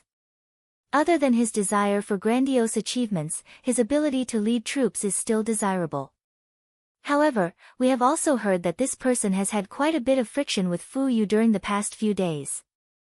This is something that we can make use of." Jin Xian expressed his opinion after the two of them finished speaking. Chu Qingyan listened attentively. The more she listened, the more she admired the people beside her. He was right, if they were given a certain amount of space and opportunity, these people would grow very quickly. Today, she had seen it for herself. After the three of them finished speaking, Xiao Su looked at them with admiration. "Very good, you guys can do as you wish." After the three of them received affirmation that they were all young people, their faces were filled with uncontrollable joy, and they immediately got up and left. Chu Qingyan felt that the three of them were like a gust of wind when they left, and she could not help but be filled with emotions. "Ian, do you know what strategy they are using?" At this moment, Big Ice Cube's question suddenly rang out. Chu Qingyan was stunned for a moment, then carefully recalled what the three of them said, and her eyes lit up. "This is the so-called closing the door to catch the thief?" Xiao Su smiled and nodded, "That's right." Chu Qingyan was encouraged and immediately said, "I once read a book. It said that when a thief is being chased, if the thief has a chance to escape, he will fight to the death. If he blocks the thief's escape route, he will be captured. It means that if the thief finds out that he has a chance to escape, he will fight to the death. If he blocks his escape route, the thief will definitely be captured. So, Jin Xian and the rest want to cut off the escape route of the people in the city. Once people see no hope, they will be very passive, and this will be beneficial to our attack. When the time comes, they will only have the option of surrendering." Xiao Su reached out and stroked her long hair, a faint smile appearing on his face. "You are a promising child. It's master who taught me well." Chu Qingyan pretended to be obedient. Xiao Su shook his head and chuckled. Then he said, "Jin Xian is a good seedling, and his future is limitless. You don't have to worry too much, I will be by his side to protect him." As expected of Big Ice Cube, he knew what she was worried about. Chu Qingyan smiled and nodded heavily. With Big Ice Cube's words, she was relieved. Chapter 974. The method of Jin Xian and the others worked very quickly. In the short span of 2 to 3 days, the Southern Blue Army could not hold on any longer. Furthermore, due to the internal strife between Fu Yu and Feng Chen, both sides began to feel powerless. In the end, Fu Yu eliminated Feng Chen and chose to surrender. The siege of Qingchao City was finally successful. When Chu Qingyan heard this news, she was so happy that she couldn't contain her joy. At this time, she also received the order to break camp and head for Qingchao City. Chu Qingyan immediately ordered everyone to pack up and head for Qingchao City. Your Highness, everything is under your control. In a hidden place, Qing Qing stood in front of Pang Huang with a ruthless expression. Pang Huang curled his lips into a smile. Well done. Send someone to receive Fuyu later. This crown prince still has things to settle with Xiao Su. Yes, Your Highness, please be careful. Qing Qing immediately left with his men. Pang Huang looked at the slowly approaching troops and smiled ruthlessly. Xiao Su, oh Xiao Su, this crown prince can't wait to see your panicked face. Later, you will have a taste of what it means to fall from the clouds into a quagmire. With that, he disappeared with his men in a flash. Chu Qingyan quickly rejoined the army with her men. Xiao Su glanced at the people behind her and nodded. We will enter the city in a quarter of an hour. Chu Qingyan expressed her understanding and then ordered people to help tidy up the battlefield in front of the city. At this time, the number of people was being counted. Cheng Yanluo dismounted and walked to the side. The sun was a little strong today, making people dizzy from the heat. She took the water bag and took a sip to quench her thirst. When she put down the water bag, she saw a familiar figure from the corner of her eye. She wanted to control herself and not look in his direction, but for some reason, she couldn't help but glance over. Although Xiao Su had ordered him to stay in the camp, ever since that day when they met under the tree, he had left with the army. She couldn't help but laugh at herself. It seemed that the two of them had broken off their relationship, and he wasn't even willing to look at her. She recalled how beautiful their future was back then. Unfortunately, at that time, neither of them would have thought that in the end, the two of them would be strangers. After today, she was going to leave. Perhaps after this farewell, they would never meet again. She didn't want to restrain herself anymore. She didn't want to laugh at herself for being useless or stupid. At this moment, she wanted to engrave his figure in her memory for the last time. This relationship had persisted for too long, so long that it had become a habit. She didn't know if she still had the strength to erase it from her heart. At this moment, he would just treat it as indulging himself. When she looked over, Ethereal was treating the wounds of a soldier. She seemed to have sensed something and looked in her direction. Their gazes met in midair, separated by dozens of figures. It felt as if the depths of their souls were slightly shaken because of this gaze. This gaze was like a flurry of flowers brushing past. There was no resentment or deep affection. It was as if it had transcended more than 10 years of memories and finally settled on this scene. If you no longer have love, then I wish you peace and health in the future. Cheng Yanluo wanted to smile, but in the end, she couldn't bring herself to smile. In the end, she still couldn't let go. She was the first to retract her gaze. She lowered her head and looked at the water bag in her hand. The corners of her mouth turned bitter. Ethereal seemed to have understood the meaning in her eyes from afar. Her heart felt as if it had been hollowed out.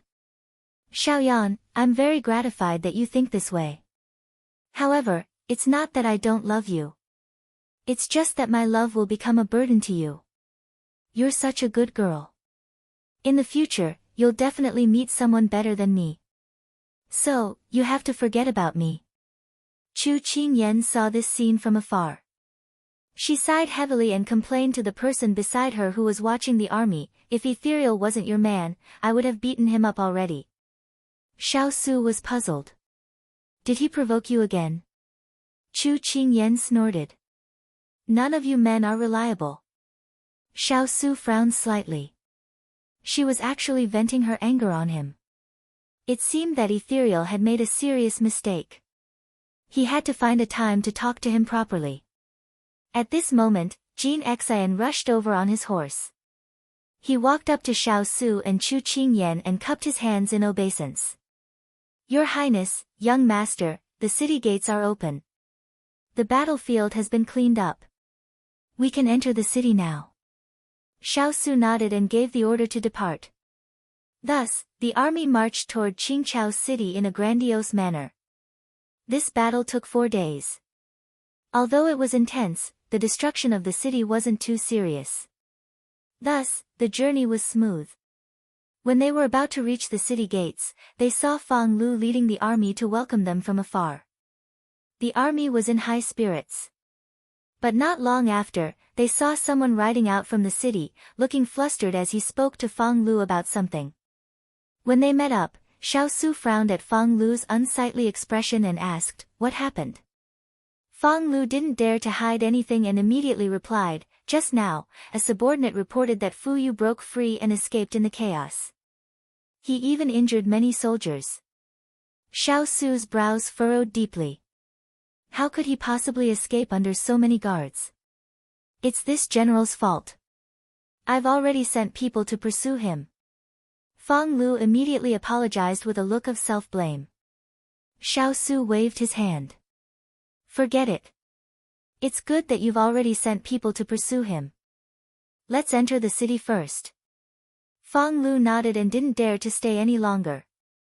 He immediately ordered his men to clear the path ahead. Chu Qingyan listened to their conversation from the side and couldn't help but look up at Qingchao City in front of her. Her mind was spinning rapidly. This Qingchao City only had 2 gates. According to Jean Xian's deployment, they should have already surrounded both sides and heavily guarded. Wanting to escape was simply a joke. Furthermore, Fu Yu wasn't Consort Xiang and couldn't have turned into a butterfly and flown away. So the question was, how did Fu Yu escape? This question kept circling in her mind, so much so that she didn't notice it even when she entered the city. When she came back to her senses, the scene before her jumped into her eyes.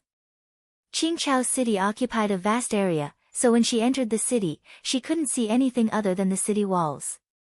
The ground was empty and yellow with no signs of life. It was hard to imagine that this was one of the 10 most prosperous cities in Sichuan that she had heard of before. Chu Qingyan couldn't help but sigh. War could cause so much damage to people. Everywhere she looked, there was no prosperity. But for some reason, ever since she entered the city, her left eyelid kept twitching. She felt a little uneasy. But now that they were all on her side and the enemy had surrendered, she didn't know what else she had to worry about. But at this moment, on top of the city walls where the sun was the brightest, a figure suddenly appeared like a ghost. Standing with his back to the light, he was dressed in blue and had black hair. He was tall and had a vaguely familiar appearance. She quickly searched through the memories in her mind, and soon, this person overlapped with a person in her memory. Peng Huang. Chapter 975. When Chu Qingyan said this, it immediately attracted Xiao Su's vigilance. Following her line of sight, he met the gaze of the person on the wall and narrowed his eyes. "Xiao Su, you must be very surprised to see this prince here." The voice was like the sound of an ancient bell. It was low, but there was a strong feeling to it, just like when they first met. Her guess being confirmed, Chu Qingyan was first shocked. At this time, he actually dared to show himself. Then she quickly felt that something was wrong. Why did Peng Huang dare to show himself at this time? He also had this kind of fearless appearance. Chu Qingyan couldn't help looking at the large block of ice beside her, but his expression was indifferent and she couldn't see through his emotions. Peng Huang's appearance caused an uproar. Fang Lu, Jean Xian, and the others immediately ordered people to head to the city walls to capture him. Xiao Su met Peng Huang's gaze. Although he was a bit surprised by his appearance, he did not show it on his face. "It is indeed unexpected that you're still alive." These words made Peng Huang's eyes flash with a trace of hostility. Because Xiao Su mentioned his previous miserable defeat, his expression immediately turned dark. "Xiao Su, do you think you can be proud for long? You will soon be defeated by this prince. Is that so? Your Highness did not bring a single soldier and entered the city alone. Do you want to stay in the city as a guest? This king welcomes you." Xiao Su replied in a few words. "Xiao Su, you are very confident, but there are times when confidence is not a good thing. For example, in terms of intelligence, you can't compare to this prince." Peng Huang revealed a proud look. Seeing them being kept in the dark and still having this kind of self-satisfied appearance, Peng Huang felt very happy. Chu Qingyan did not know where this person's courage came from. In this kind of situation, he could still boast like this. It really made people unable to understand the structure of his brain. At this moment, Glutinous Rice Ball and the others, who were following beside Chu Qingyan, had no idea what they were doing in the human world. They were very happy as they sniffed here and there. Suddenly, Bai Yutang sneezed loudly. Then, it walked to its master's leg and rubbed against it, asking for comfort. Xiao Su felt an itch on his calf. He looked down and saw Bai Yutang looking at him with teary eyes. Although she was soft-hearted, this was not the time to play with them. Just as she was about to get them to move aside, Snowflake Cake and Glutinous Rice Ball started sneezing as well. Everyone's attention was on Pang Huang, who was on the city walls, and no one was paying attention to them. Chu Qingyan scanned her surroundings and jumped off her horse to check if they had eaten something bad or caught a cold. Then, she checked a few of them and found that there was nothing wrong with them. However, as soon as they touched the ground, they began to sneeze again. She found it strange. Seeing this, Cheng Yenlua walked over and checked their noses. Then, she smiled and said, "It should be a foreign object that got into their nasal cavities. There's no problem. Tell them not to be naughty and sniff the ground." Chu Qingyan was relieved. However, she was still suspicious. These few do this all the time. Why are they suddenly like this? Maybe the soil here is different from other places. Cheng Yenlua replied casually. Chu Qingyan couldn't help but frown. Could it be that the soil inside and outside the city was different? Chu Qingyan wiped a handful of soil and put it in front of her nose to smell it. Suddenly, her body stiffened. In this soil, she was afraid that she had smelled it wrong. Immediately, she leaned closer and sniffed again. Her eyes widened. It was as if a thunderbolt had struck her on a sunny day. She was stunned and stood rooted to the ground. She stared blankly ahead. It was the same color, the same soil, so, after Cheng Yenluo comforted the few beasts, she turned to see Chu Qingyan's pale face. She couldn't help but tug at the corner of her clothes and ask softly, "What's wrong? Are you feeling unwell?"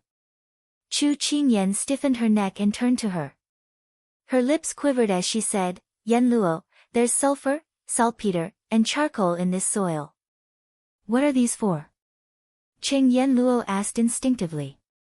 When she realized what she was talking about, she was completely stunned. Chu Qingyan grabbed the soil in her hand and immediately rushed to Xiao Su. Xiao Su was talking to Pang Huang across the air. At this moment, he saw that the little fellow was so pale that she looked as if she had just been fished out of the water. His eyes darkened. Just as he was about to ask her, he heard her quickly say with a pale face, "There are explosives in the city. Quick, we have to evacuate immediately." Xiao Su's body trembled. He whispered back, "Are you sure?" "I'm very sure. I've studied explosives with the wood spirit for a period of time. The composition inside is basically the same as these." Chu Qingyan spread out the soil in her hand for him to see. Under the sunlight, he could see the charcoal shavings attached to the soil. Xiao Su didn't say anything else. He immediately ordered, "The rear troops will become the vanguard, and the vanguard will become the rear troops. Evacuate the city immediately. Immediately, immediately." He channeled his inner energy and his voice was loud and clear, spreading throughout the city. Although the crowd didn't know what was going on, they immediately obeyed the order. Pang Huang was slightly surprised. He didn't expect them to discover his plan so quickly. But even if they did, it was too late. "Do you think you can still get out? Don't be too naive." Just as Pang Huang finished speaking, the crowd heard the heavy city gates fall. "Your Highness, the city gates are closed." Chu Qingyan was shocked. What was going on? Why was Pang Huang still able to control the city gates? But soon, several figures suddenly flashed in front of Chu Qingyan's eyes. They were commoners in ragged clothes. Could it be that those people weren't from the city, but were Pang Huang's men in disguise? If that was the case, then this trap was too ingenious. Pang Huang was too scary. It wasn't known who shouted that sentence, but the Sichuan soldiers in the city were in an uproar. Apart from a few people, no one knew what was going on. They only knew that the general had ordered them to leave the city immediately, but the city gates had been left behind by a few refugees. Everyone was at a loss. Pang Huang looked at the expressions of the people below and couldn't help but laugh. He pretended to be kind and said, "Everyone still doesn't know what's going on, right? But your general knows in his heart what kind of fire pit you're in right now."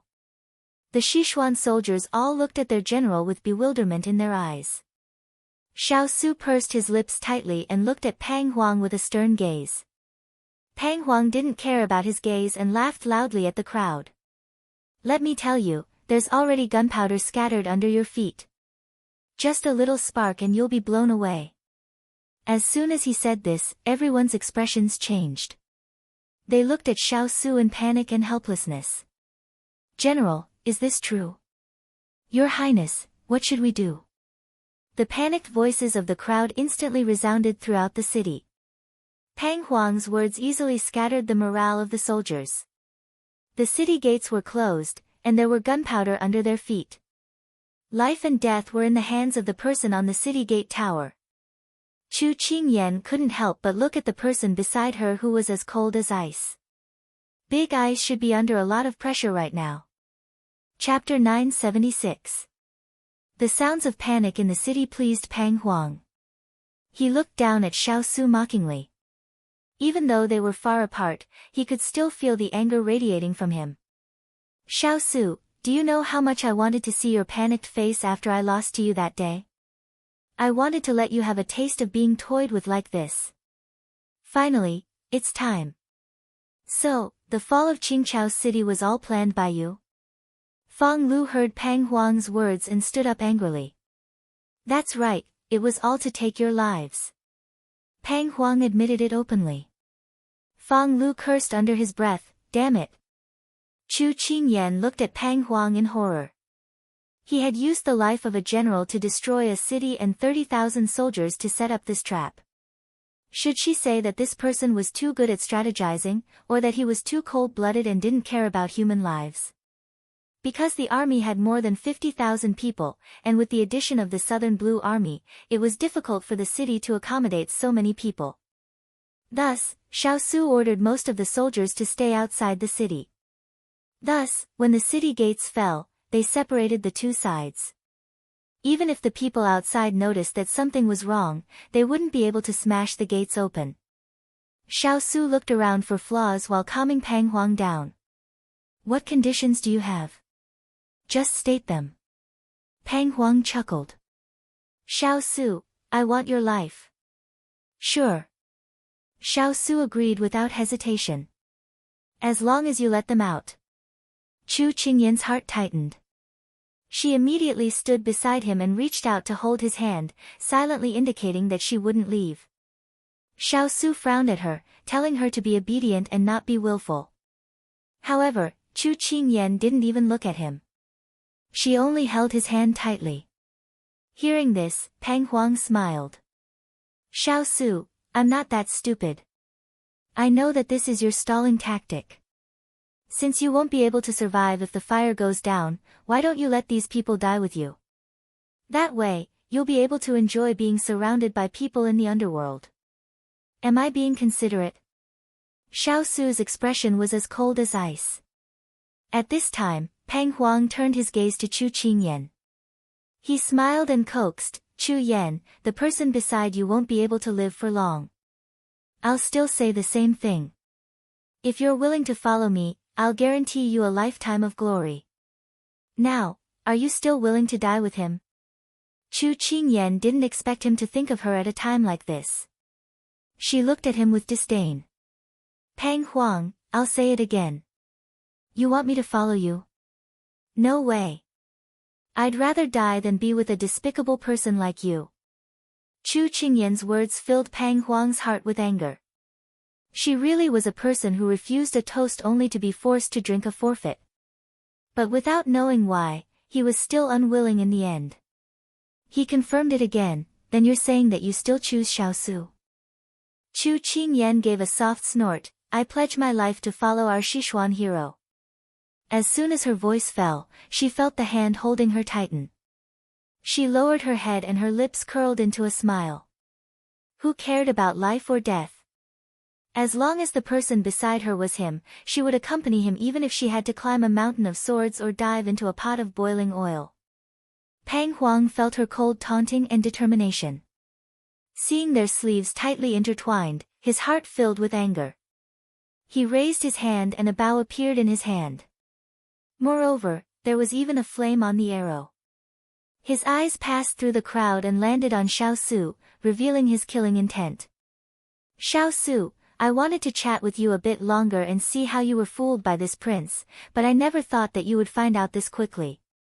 I feel like the game is about to end here, so it's time to say goodbye to you. I, Pang Huang, have never met an opponent in my life. You are one, but it's a pity that our paths are different, so we can't work together. However, being able to personally send you off, our meeting was not in vain. Chu Qingyan watched in a daze as the arrow flew into a pile of wood on the city wall not far away. The pile of wood was instantly ignited and fell down with the wind.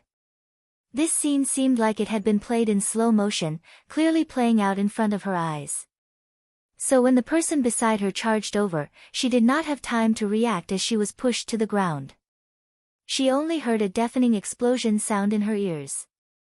Dust flew up and flames flew in all directions, instantly blurring her eyes. There were cries of pain all around her. However, the explosions did not stop and began to spread from the city walls. Peng, peng, there was gunpowder everywhere, and as long as there was a spark, it would cause a chain of explosions. The sky fell and the earth cracked, the earth quaked and the mountains shook. Cheng Yanluo held onto the horse beside her, but she could not stand steadily. At this time, the horse was also startled and broke free from its reins, kicking wildly.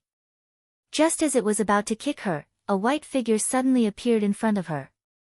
He grabbed her waist and pulled her away from the horse, thus avoiding danger. When Cheng Yanluo steadied herself, she saw the person in front of her clearly. She was stunned. Why are you here? Ethereal was currently observing the situation and did not have time to say anything to her. Come, let's go this way. Cheng Yanluo was dragged along by him. She staggered a little and had yet to recover from the shock. At this moment, the person in front of her suddenly stopped. She could not dodge in time and bumped into his back, but she did not expect him to suddenly turn around and hug her before falling to the ground. She did not know what was going on and instinctively wanted to push him away, but she heard his urgent voice say, "Listen to me, don't move." These words were gentle, concerned, worried, and scared. They instantly evoked many scenes in the depths of her memory. But before she could think about it, a loud explosion exploded in her ears. The flames were scorching hot, and she felt uncomfortable all over. In the blink of an eye, she had fallen to the ground, but someone had already protected her from below. She fell on top of him and heard his muffled groan. The entire city was in the midst of explosions. Smoke and dust flew everywhere, and she could not see clearly. That muffled groan made her heart clench. She was afraid of crushing him, so she reached out to support herself on the ground. However, her fingers felt something sticky and warm. Just now, when the explosives exploded in front of her, he had hugged her and shielded her from the impact and heat. She panicked and suddenly had a bad premonition. But at this moment, she could not see anything. Her hands carelessly touched his body. She opened her mouth to call out to him, but she choked on a few mouthfuls of smoke and coughed uncontrollably. Xiao, Yan, I'm fine. Hurry and run to Master and the little Princess Consort's side. Don't stay here. His voice was so weak that it seemed like it would disappear at any moment. It carried a gentle persuasion. She could almost imagine the faint doting smile on his face when she heard this voice. Cheng Yanluo coughed, and tears welled up in her eyes. At this moment, she had already touched his face. The warmth from her fingertips made her sob. She said in a hoarse voice and incoherently, Murong, I'm not leaving, I'm not leaving. I'll take you away. I won't leave you alone. How are you? Can you still walk? Don't scare me. Chapter 977. Xiaoyan, don't say such silly things. Hurry up and leave. Ethereal lay on the ground. His clothes were in tatters and his skin was a bloody mess. However, the smile on his face was still as gentle as ever. A gust of wind blew, dispersing the fog in front of her. Only then did Qing Yanluo see that his face was covered in blood. Her hands trembled as she gently caressed his face. She lamented, "Don't you no longer have me in your heart? Why did you save me just now?" Ethereal looked at her gently. "Silly girl, how could I just stand by and watch when you were in danger? Then why didn't you care about me before?" The explosions and cries of agony seemed to be fading away. Other than the person in front of her, she couldn't bear anything else. At this moment, life and death didn't seem so important. She wanted to know the answer and her heart clenched tightly. "You could have avoided it. Why did you turn around and hug me?" Ethereal was afraid that she would miss the rescue if she continued to be so stubborn. He said again, "Xiaoyan, don't ask anything now. Hurry up and leave." "No," she said hoarsely, "if I leave, I won't have the chance to ask again. Murong, I'm afraid of death. But compared to not being able to see you again, death is nothing to be afraid of." Hearing her stubborn voice, Ethereal knew that if this continued, she would continue to pester him. In the end, he hardened his heart. "Xiaoyan, we've already made it clear. Why do you have to continue pestering me? Let's both let go." At this point, if she still believed his nonsense, she would be a fool. "Murong, tell me the truth. Look into my eyes and tell me the truth. Did you say those words from the bottom of your heart? Do you really want to cut ties with me?" Ethereal was about to speak when she interrupted him. "Pat your chest and swear in my name that if you're not telling the truth, I'll be struck by lightning and die a horrible death." Ethereal's words were stuck in his throat. He looked at her in a daze. He couldn't believe that she would make him swear in her name. "Are you speechless?" Qing Yanluo bit her lip and looked at him with an aggrieved expression. "Murong, why can't you be more honest? Why do you always say things that don't mean? Why do you always lie to me? Murong, is it that difficult to speak the truth? Do I have to use this method to force you to not lie to me?" She questioned with tears falling like rain. "I'm not sad that you don't have me in your heart, but I'm sad that you never tell me the truth. Was it really that difficult to say that he cared? I know that I've seen everything you've done for me. But Murong, I just want to get a word of affirmation. You've made me wait for so many years for a good reason. I don't want to be a fool anymore. Can you understand how I feel? Murong, I love you. From the moment you found me on the mountain, I've already fallen in love with you. I've been waiting for you for more than 10 years. I've already fallen in love with you. I'm a girl, yet I'm already so brave. What about you? I like you. More than 10 years of repeated waiting. I've fallen in love with you." In an instant, all the smoke and gunpowder had left, and all the rumbling noises had disappeared. In his eyes, there was only her teary and extremely pathetic appearance, as well as her sobbing words. Ethereal's lips moved. When he spoke slowly, his throat was hoarse. "Xiaoyan, I'm sorry. I love you." Qing Yanluo covered her mouth and stared at him with wide eyes. She couldn't believe that he would confess his feelings at this time. The surprise came suddenly, but it was followed by a deep sadness.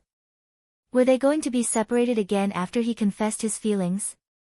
Why did you only admit it now? Why? Qing Yanluo grabbed his hand. She was in so much pain that she couldn't speak. When the words that had been suppressed in his heart for more than 10 years finally came out, Ethereal felt his whole body relax. After holding it in for so long, he finally said it to the person he wanted to say. He was really happy. He smiled and said softly, "Because I've seen too many deaths on the battlefield. I'm afraid that one day, you'll be in so much pain that you'll wish you were dead because of me. If I'm destined to be hurt, then I might as well leave you as soon as possible. Cheng Yenluo cried and laughed during his explanation. You're a coward. Coward. Coward. Yes, I'm a coward. I can't bear the thought of you living alone. I'm destined to be on the edge of a knife. I don't have the right to give you happiness, so I can only cruelly push you away. Ethereal laughed self-deprecatingly. I'm afraid that I'll follow in Wind Spirit's footsteps and make you suffer like Water Spirit. But you see, I didn't do a good job. I didn't protect myself well, and I didn't send you away safely. In the end, I reaped what I sowed and let you see this scene. I don't know Wind Spirit or Water Spirit. I don't know what they're thinking. We're not them and you're not me. How would you know what I want? I don't want you to treat me well in the name of love. I just want to be by your side. Whether in life or death, I won't leave you. Cheng Yenluo shook her head and refuted his words. Ethereal's face was full of tenderness. He raised his hand with great effort and placed it on hers. He gently persuaded, Xiaoyan, if you can leave this place safely, forget about me. You're such a good girl. You'll definitely meet someone better than me who will take care of you. Most importantly, he'll have a lifetime to accompany you. Unlike me, whose life and death are unpredictable, I can't be by your side all the time. Is that all right, Xiaoyan? Cheng Yenluo shook her head vigorously. No, I don't want that. I only want you. I only want you to live. I don't want anyone else. No matter how good someone else is, it has nothing to do with me. Xiaoyan, be good and listen to me. Leave this place and find Master and little Princess Consort. They'll take you away and then forget about me. Ethereal felt his strength slowly leaving his body. His voice became weaker and weaker, and he could barely see the person in front of him. He tried his best to open his eyes, wanting to engrave her every frown and smile in his heart forever. Cheng Yenluo's fingers clasped his wrist. She could clearly feel his breath gradually weakening. She couldn't help but panic. She cried and shook her head. Murong, don't go, all right? I'll listen to you. I'll listen to you. If you don't want me to be by your side, I won't be by your side. I'll go wherever you want me to go. I just want you to live, all right? Ethereal's eyes were filled with heartache. He slowly raised his hand, wanting to touch her face and wipe away her tears. Xiaoyan, you have to live well. However, his hand fell before he could touch her face. The most painful thing in life was to love but not be able to express it. Words but not be able to keep each other company. A teardrop appeared at the corner of his eye and silently flowed down. Chapter 978. Cheng Yenluo was stunned as she watched his hand fall. Instinctively, she reached out to hold his hand, but he had already closed his eyes. She threw herself at him and hugged his body in despair. Murong, how could you abandon me? How could you bear to leave me like this? What do you think? What do you think? But do you really think that's what I want? I don't want you to think that you're good to me. I just want you to be alive and well. Even if you want to follow the army, just tell me. I won't refuse. She questioned him repeatedly, but eventually, her tone softened and turned into a pleading one. I know I was wrong. I shouldn't have ignored you when you took the initiative to express your goodwill. I shouldn't have immersed myself in my own sorrow and neglected the fact that you've been suffering all these years. I'm sorry, I was wrong. I know I was wrong. Please open your eyes and look at me, okay? I won't be stubborn anymore. I won't bother you anymore. I'll listen to you and be obedient. I won't make a fuss. Please come back to life, okay? All our grudges are nothing compared to the fact that you're still alive. Since you're afraid that I'll be lonely in this world, then I'll accompany you. If you don't treat me well in this lifetime and make me sad, then I'll follow you for the next lifetime. If you don't treat me well, I'll annoy you until you don't dare to. Tears rolled down her cheeks again. Cheng Yanluo finally leaned on him and sobbed. Why is it so difficult to be in love and to be together? Meanwhile, on the other side, the explosions seemed to have stopped for a while. Chu Qingyan felt someone pressing down on her. She slowly got up, but the person behind her continued to protect her. Ian, are you okay? It was Big Ice Cube. She immediately turned to look at him, her gaze searching his body. I'm fine. How about you? I'm fine too. Xiao Su saw that she was fine except for some black ash on her face. He immediately pulled her up from the ground and looked around vigilantly. Big Ice Cube, what should we do? The black smoke in the sky made her cough uncontrollably. Let's go to the city gate first, Xiao Su said calmly. Although it was very dangerous at this time, and she might die in the next second, but with the Big Ice Cube beside her, his calm voice gave her great peace of mind. Okay. At this time, the soldiers who were fleeing in all directions from the explosion gathered around. Huoling, can the city gate be opened? Xiao Su immediately asked. Before this, he had already sent Huoling to investigate the exit. Huoling walked over with a face covered in soot. His expression was very serious. The city gates are locked and can't be opened. The city gates of Qingchao City were controlled by mechanisms. One of them was to prevent enemies from forcing their way in. Once it was opened, it could not be opened again. Now, Pang Huang's men had triggered this mechanism. Xiao Su's face immediately turned cold. He continued to lead his men towards the city gate. If there's no way out, we'll dig a tunnel. Hurry up and don't give up on the last hope. The people in the city couldn't get out, and the people in the city couldn't get in. The only thing they could do now was to use this last resort. Yes. Everyone accepted the order. It was very likely that the explosion would happen again. Digging a tunnel to be rescued was very unlikely, but they had no other choice. However, Xiao Su's words were like a needle that calmed everyone down. They stopped making noise and started digging with their swords and knives. Chu Qingyan looked at everyone working together and then turned to look at the explosion that was getting closer. A trace of determination appeared in her eyes as she resolutely pulled out her sword. Bai Yutang, Snowflake Cake, and Glutinous Rice Ball also understood the danger at this time. They did not make a fuss and cooperatively contributed their claws. In a small matter like digging a tunnel, you humans are not our match. Just as everyone started digging according to Xiao Su's instructions at the city gate, which was a relatively weak place, suddenly, a familiar eagle cry came from the sky. Chu Qingyan was slightly stunned and was in disbelief. However, the eagle cry came closer and closer. Moreover, it came one after another as if there were thousands of them crying at the same time. Chu Qingyan was still in a daze when Glutinous Rice Ball tugged at her sleeve, indicating for her to look up. At this time, someone cried out in alarm, "Your Highness, look, it's a flock of eagles."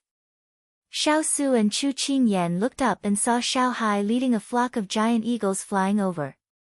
Xiao Hai. Wasn't it still by her side when they entered the city? When did it call for reinforcements? Big Ice Cube, we seem to be saved. Chu Qingyan's eyes were moist as she happily said. Xiao Su smiled and looked back at her. They came really quickly. At this time, Xiao Hai led the flock of eagles to avoid the explosion and immediately approached the ground while crying out, "Xiao Xiao." Chu Qingyan raised her voice, "Everyone stop what you are doing. The flock of eagles will take you away. Move faster." The giant eagles flapped their wings and landed beside them. The soldiers received the order and immediately climbed onto their backs. Then, they were quickly lifted off the ground. Seeing everyone leave one by one, Huoling, Turin, Jean Xian, and the others immediately surrounded the two of them and said in unison, "Master, quickly go up." Xiao Hai led a few eagles to surround them. "You go up first." Xiao Su said coldly to them. Huoling and the others saw that Xiao Hai had already brought another giant eagle to wait beside the young princess consort and their master. They immediately stood beside their own eagles and prepared to wait for them to take off before jumping on them.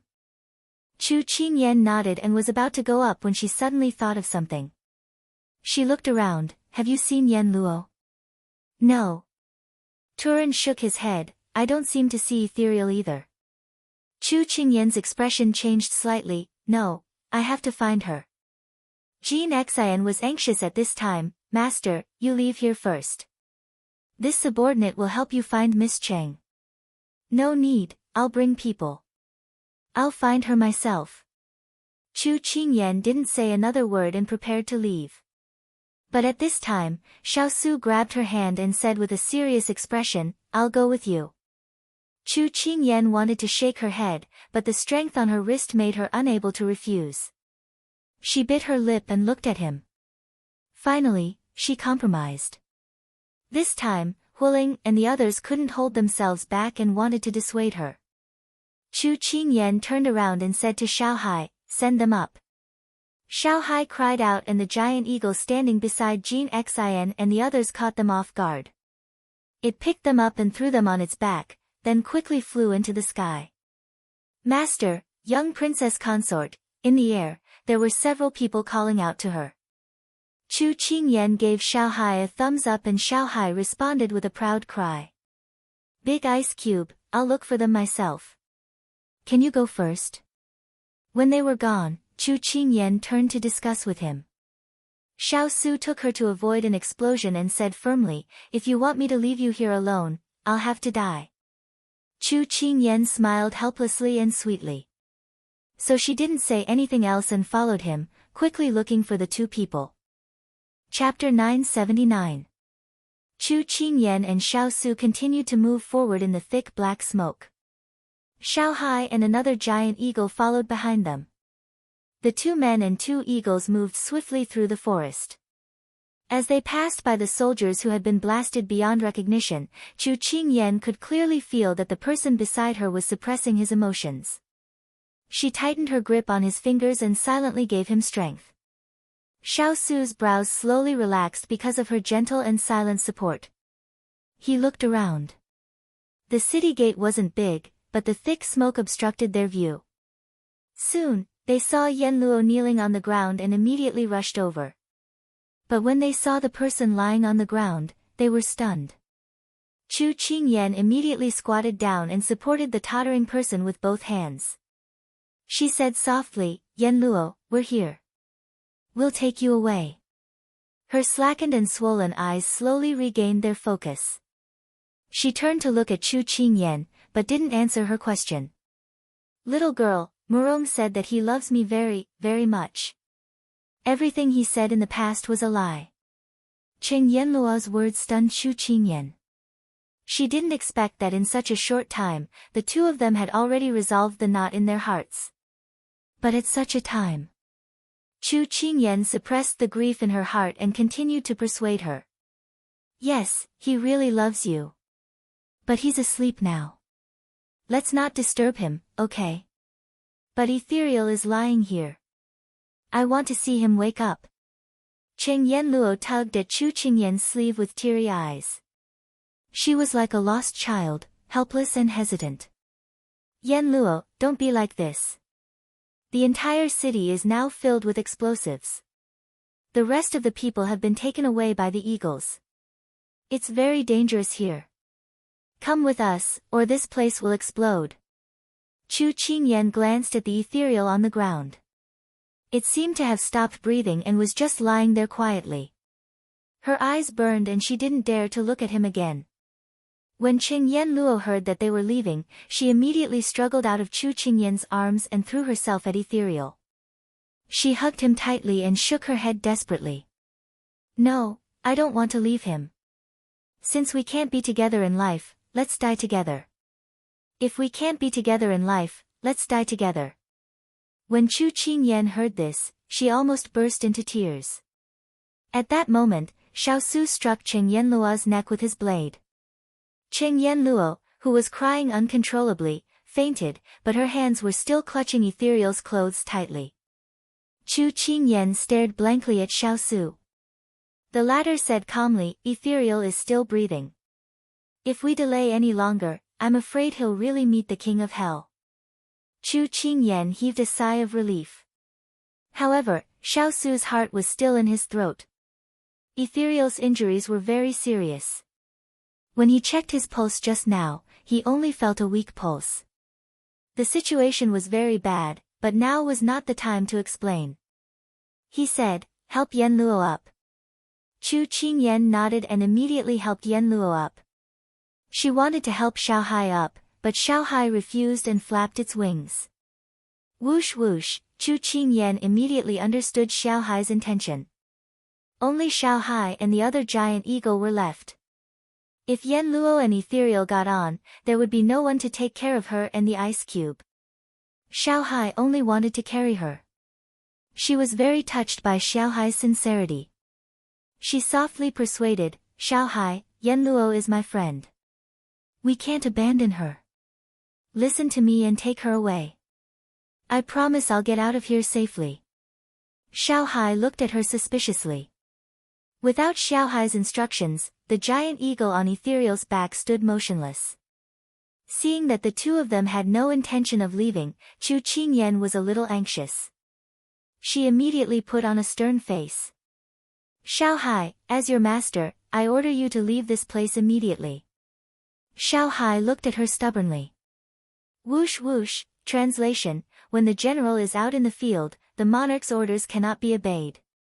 When Chu Qingyan understood Xiaohai's words, she didn't know whether to laugh or cry. However, she was more touched and helpless. At this moment, Xiao Su walked over after settling Ethereal down. He said solemnly, "Xiaohai, I promise to send her out safely." Xiaohai glanced at Xiao Su and hesitated for a moment before reluctantly nodding. "I'll believe you, human, for now." Before it left, it even threatened Xiao Su, "If you don't fulfill your promise, this Eagle King will stir up chaos in your army." Then, it rubbed against Chu Qingyan's hand and flapped its wings, carrying Qing Yen Luo up into the sky. The other giant eagle followed closely behind. After watching the two of them fly away, Xiao Su put a hand on Chu Qingyan's shoulder and frowned. "I was actually threatened by an eagle?" His tone was filled with disbelief and absurdity. Chu Qingyan smiled and turned to look at him. "Then what are you going to do about it?" Xiao Su chuckled. "When we get out, don't stop me when I teach it a lesson." Chu Qingyan glared at him, meaning to say, "Aren't you embarrassed to compete with an eagle?" Just as she was criticizing him, the person beside her suddenly walked to her and half-squatted in front of her. "Come up. I can walk by myself." Chu Qingyan quickly shook her head and walked to the side. "Your injuries haven't fully healed yet. It'll be difficult for you to circulate your energy. It'll be faster if I carry you." Xiao Su stepped forward and grabbed her wrist. His gaze was fixed on her as he spoke in a serious tone. But, she wanted to say something but was quickly interrupted by Xiao Su. "No buts." As soon as Xiao Su's words fell, an explosion sounded not far away from the two of them. Following that, it didn't stop. As the sound got closer, the air became thinner and the explosions became more frequent. The two of them couldn't delay any longer. Chu Qingyan could only obediently lean on his back, but her voice was still worried. "Big Ice Cube, this will only burden you." After confirming that she was safe, Xiao Su raised his internal energy. With a tap of his foot on the ground, he instantly flew several zhang away. As he avoided the explosion, he spoke to the person behind him. "You are my life, not a burden." Her heart was immediately filled with emotions. She pursed her lips and asked with a sweet expression, "Then do you have any good ideas? Ian, do you trust me?" Chu Qingyan nodded without hesitation. "I do."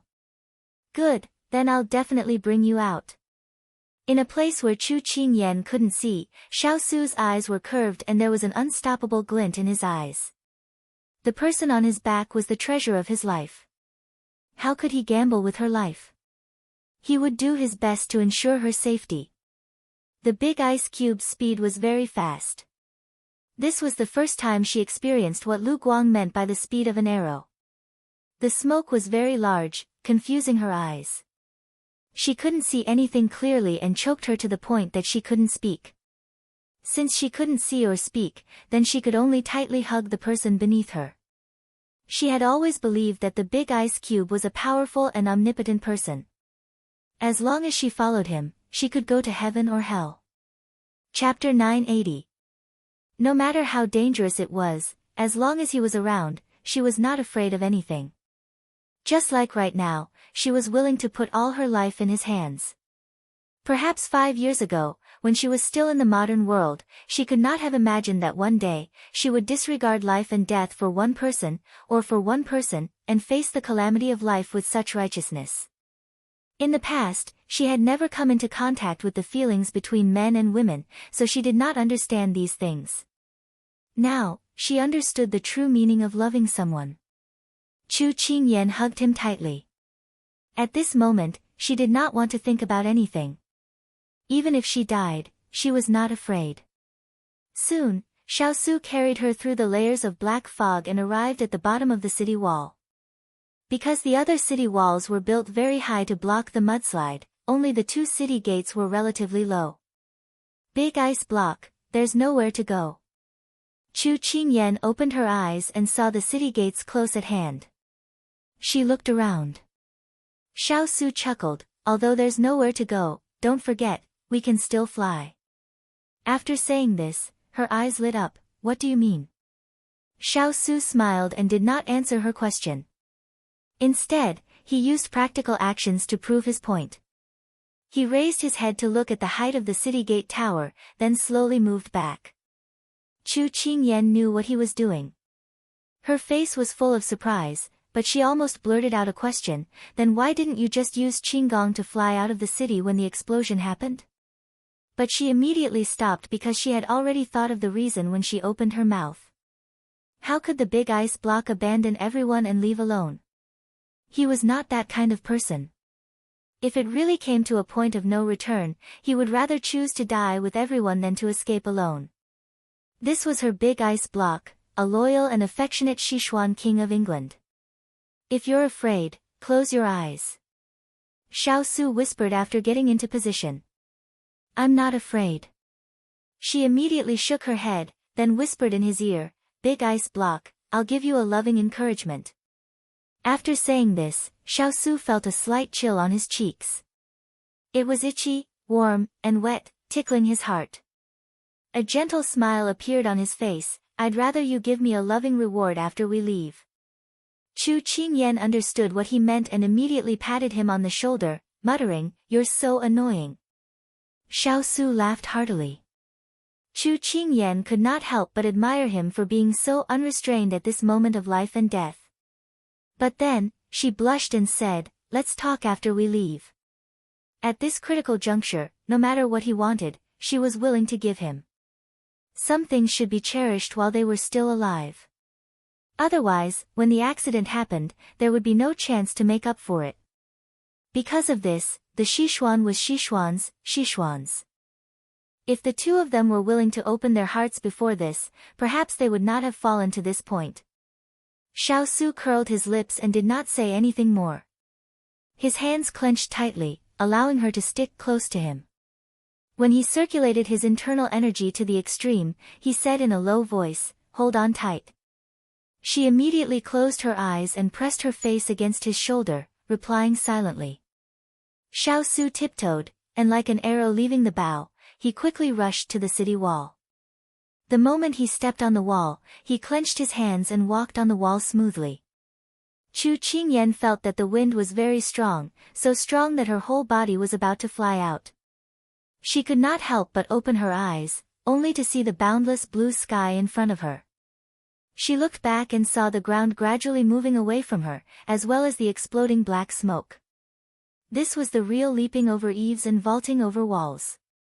She had once prostrated herself in admiration of Lu Guang's Qinggong, but Lu Guang told her that the real powerful one was his master, because all of their Qinggong was taught by his master. Unfortunately, for so many years, she had never had the chance to see the Big Ice Cube's celebration. She did not expect that the thing that would realize her injustice would be the series of terrible, earth-shattering explosions behind her. Xiao Su's feet were tightly pressed against the wall, and he stepped on it in one go, as if it was as natural as walking on flat ground.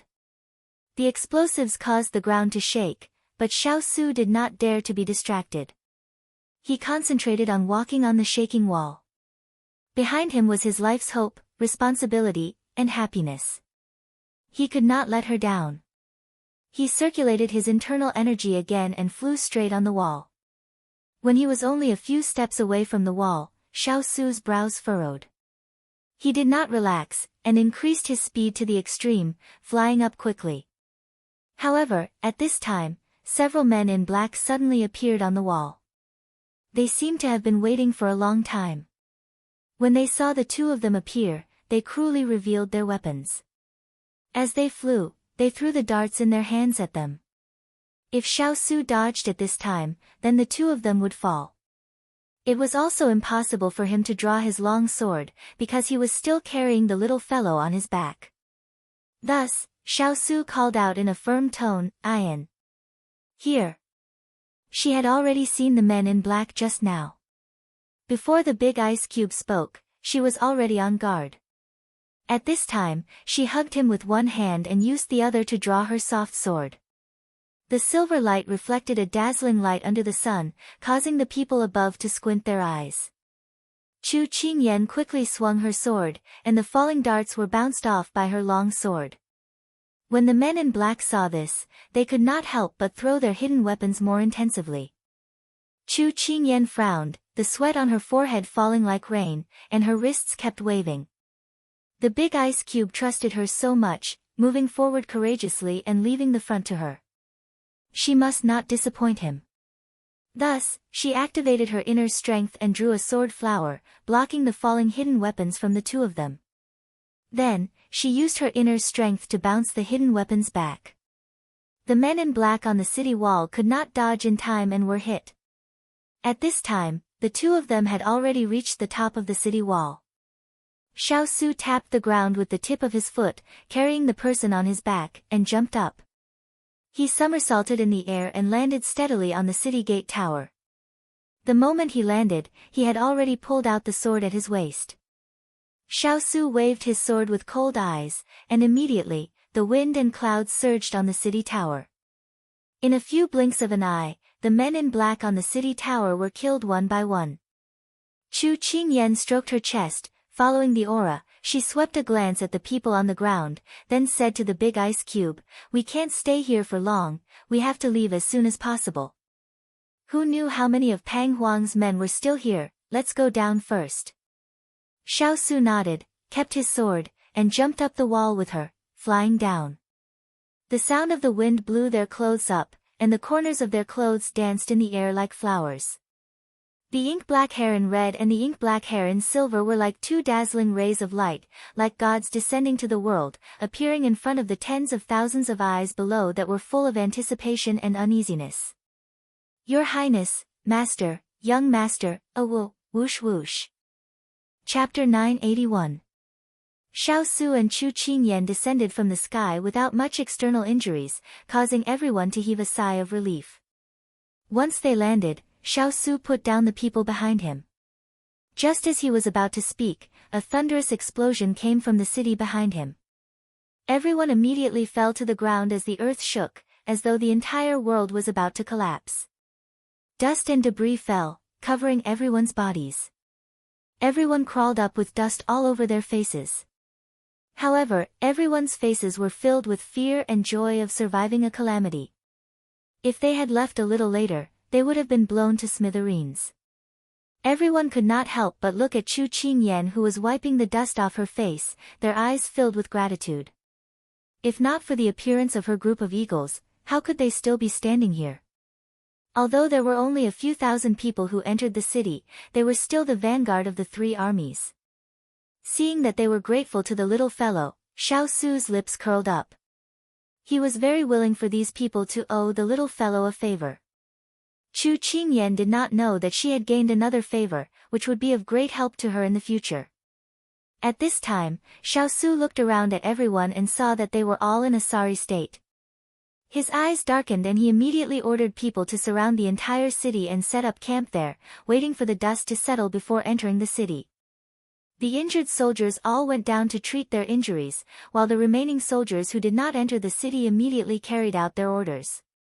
Although the explosion came suddenly and caused panic in the three armies, as the main commander, His Highness, was still standing in front of them, calmly giving them orders, their hearts finally settled down. After experiencing a life and death calamity, everyone was more united and did things in an orderly manner. When they entered the main tent, Fang Lu and a few others lined up in a row and knelt down to beg for forgiveness. Fang Lu blamed himself, "Your Highness, the few of us did not make full preparations before entering the city, allowing the enemy to take advantage of the loophole and cause this explosion. This general has committed a grave sin." Xing Qing chimed in, "General Fang is right, we were too careless and did not notice the enemy's plan. When Fuyu escaped, we should have noticed that something was amiss, but we didn't, which led to this disaster and caused His Highness to fall into such a dangerous situation. This general is willing to accept the punishment." Jin Xan lowered his head. "This general is also guilty. I'm willing to accept the punishment." Xiao Su sat on the main seat and watched the soldiers calmly and self-reproachfully explain the situation. His fingers tapped the table lightly, and his expression was indifferent, making it difficult for others to fathom his current mood. At this time, Gao Hao stood up and cupped his hands. "Your Highness, although these colleagues have an undeniable responsibility for falling into the trap this time, this matter cannot be entirely blamed on them.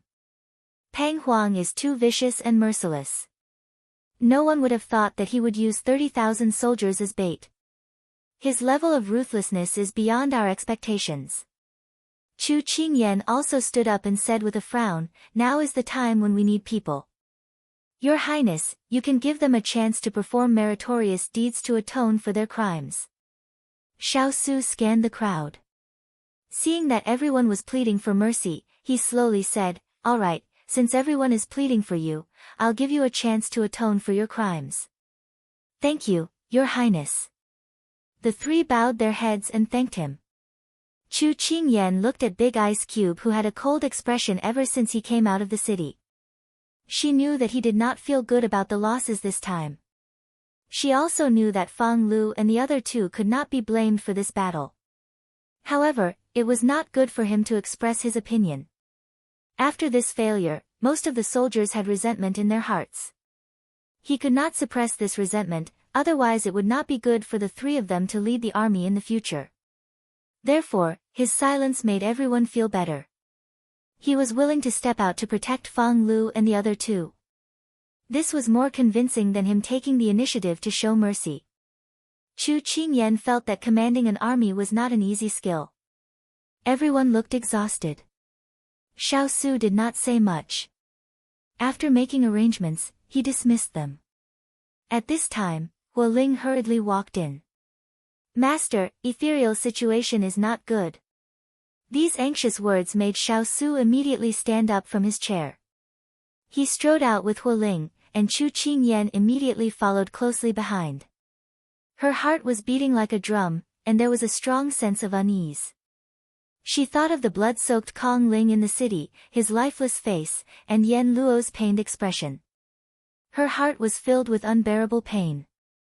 Standing in front of the tent, she suddenly did not dare to lift the curtain, afraid that it would be bad news.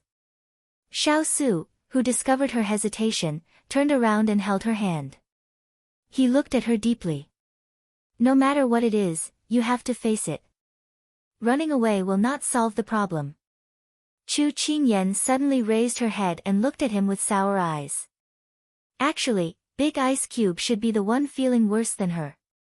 Ethereal had followed him for more than 10 years, and their friendship was even deeper. She held his hand and nodded heavily. Xiao Su smiled gently at her, then restrained his smile and brought her into the tent. "I can't feel her pulse anymore. Let's prepare for her funeral." She had just entered the tent when she heard an unfamiliar voice. She clearly felt Big Ice Cube's hand tighten. She did not care about the pain from his grip and said in a daze, "Big Ice Cube, did I hear wrongly? What did he mean by preparing for her funeral?" Ethereal, Xiao Su's face darkened as he strode in. At this time, the military doctor who had spoken saw Xiao Su walk in and immediately lowered his head. General, Mr. Ethereal has lost too much blood. His internal organs have been severely impacted by the explosives and are gradually deteriorating. There is no way to save him. A trace of grief flashed across Xiao Su's face. He looked at the person lying quietly on the ground and did not move. No, Ethereal survived such a serious sword injury a few years ago. It will be the same this time. Hualing hugged his head and squatted down. His voice was full of pain. Turan could not help but cover his eyes with his hands. He also looked like he was in pain. Chu Qingyan could feel the thick sadness in the air. She sniffed and looked at Ethereal lying on the bed. His face was pale and bloodless, and his clothes were dyed red with blood. The military doctor kept trying to stop the bleeding, but it was useless. She suddenly remembered the first time they met. He appeared in front of her in a snow-white robe and looked at her with a scrutinizing gaze.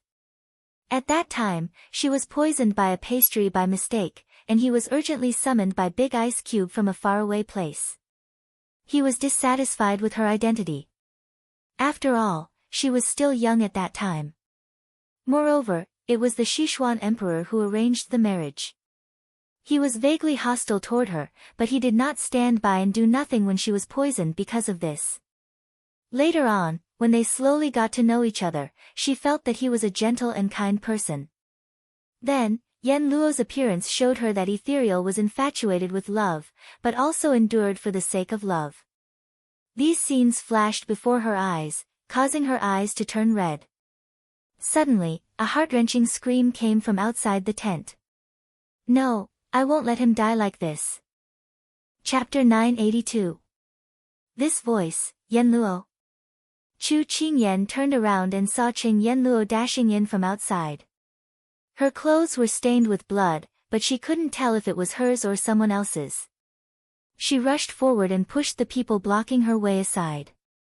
Then, she leaned against Ethereal's bedside, poured out a pill from the bottle in her hand, and stuffed it into his mouth. Hualing quickly handed over a bowl of water.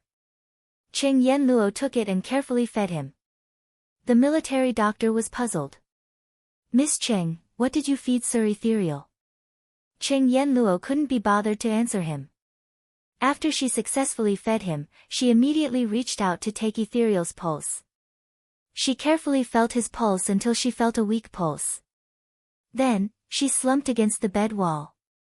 Fortunately, she made it in time. Yen Luo, are you all right? Chu Qingyan saw her disheveled appearance and went forward to ask with concern. Qing Yen Luo shook her head, her voice downcast. I'm fine. I fed Murong a life-prolonging pill just now. It should last for at least 10 days. 10 days? Chu Qingyan couldn't help but smile in relief. Hualing immediately asked, does that mean Ethereal can be saved? Although the military doctor was surprised that Qing Yen Luo had a rare life-prolonging pill, he waved his hand and said firmly, there's no way Sir can save him. Even with the life-prolonging pill, he won't be able to last the next few days. His internal organs are damaged. Even if the Daluo immortals come, they won't be able to save him. Rather than waiting for death, it's better to let him leave this suffering as soon as possible. When Chu Qingyan heard this, she wanted to stop the military doctor, but it was too late. His words were simply adding fuel to the fire in front of Yen Luo. As expected, Qing Yen Luo looked coldly at the military doctor and said coldly, he's my man. It's not up to you to make sarcastic remarks. If I say he can be saved, then he can be saved. You're not as skilled as others, so don't try to make your presence known here. You shrew. This military doctor had quite a bit of prestige in the military camp. Now that Qing Yen Luo had mercilessly refuted him, he couldn't find a way out of this embarrassing situation. He also felt that it wasn't dignified to bicker with a woman, so he immediately turned to Xiao Su and said, Your Highness, since this divine female doctor is here, this one will go and take care of the soldiers. After receiving Xiao Su's approval, the military doctor left in a huff. Chu Qingyan sighed. Ethereal was Yen Luo's bottom line. No one was allowed to touch it, especially when it was a matter of life and death. Huo Ling felt that his anger had been vented. He gave Qing Yenluo a thumbs up. You're bold. The corners of Qing Yenluo's mouth twitched. All her energy was focused on Ethereal. Xiao Su stepped forward and asked with a frown, Miss Cheng, how is Ethereal doing now? Qing Yenluo smiled bitterly. I used a life-prolonging pill to save his life, but I don't have a way to save him yet. Xiao Su pursed his lips into a thin line. Alright, let me know if you need any medicinal herbs. Please save him no matter what. I definitely will. Qing Yenluo muttered to herself. Xiao Su looked deeply at Huo Ling, who was lying on the bed, and said sincerely, I'm counting on you. At this moment, someone came to look for him. Xiao Su couldn't stay for long.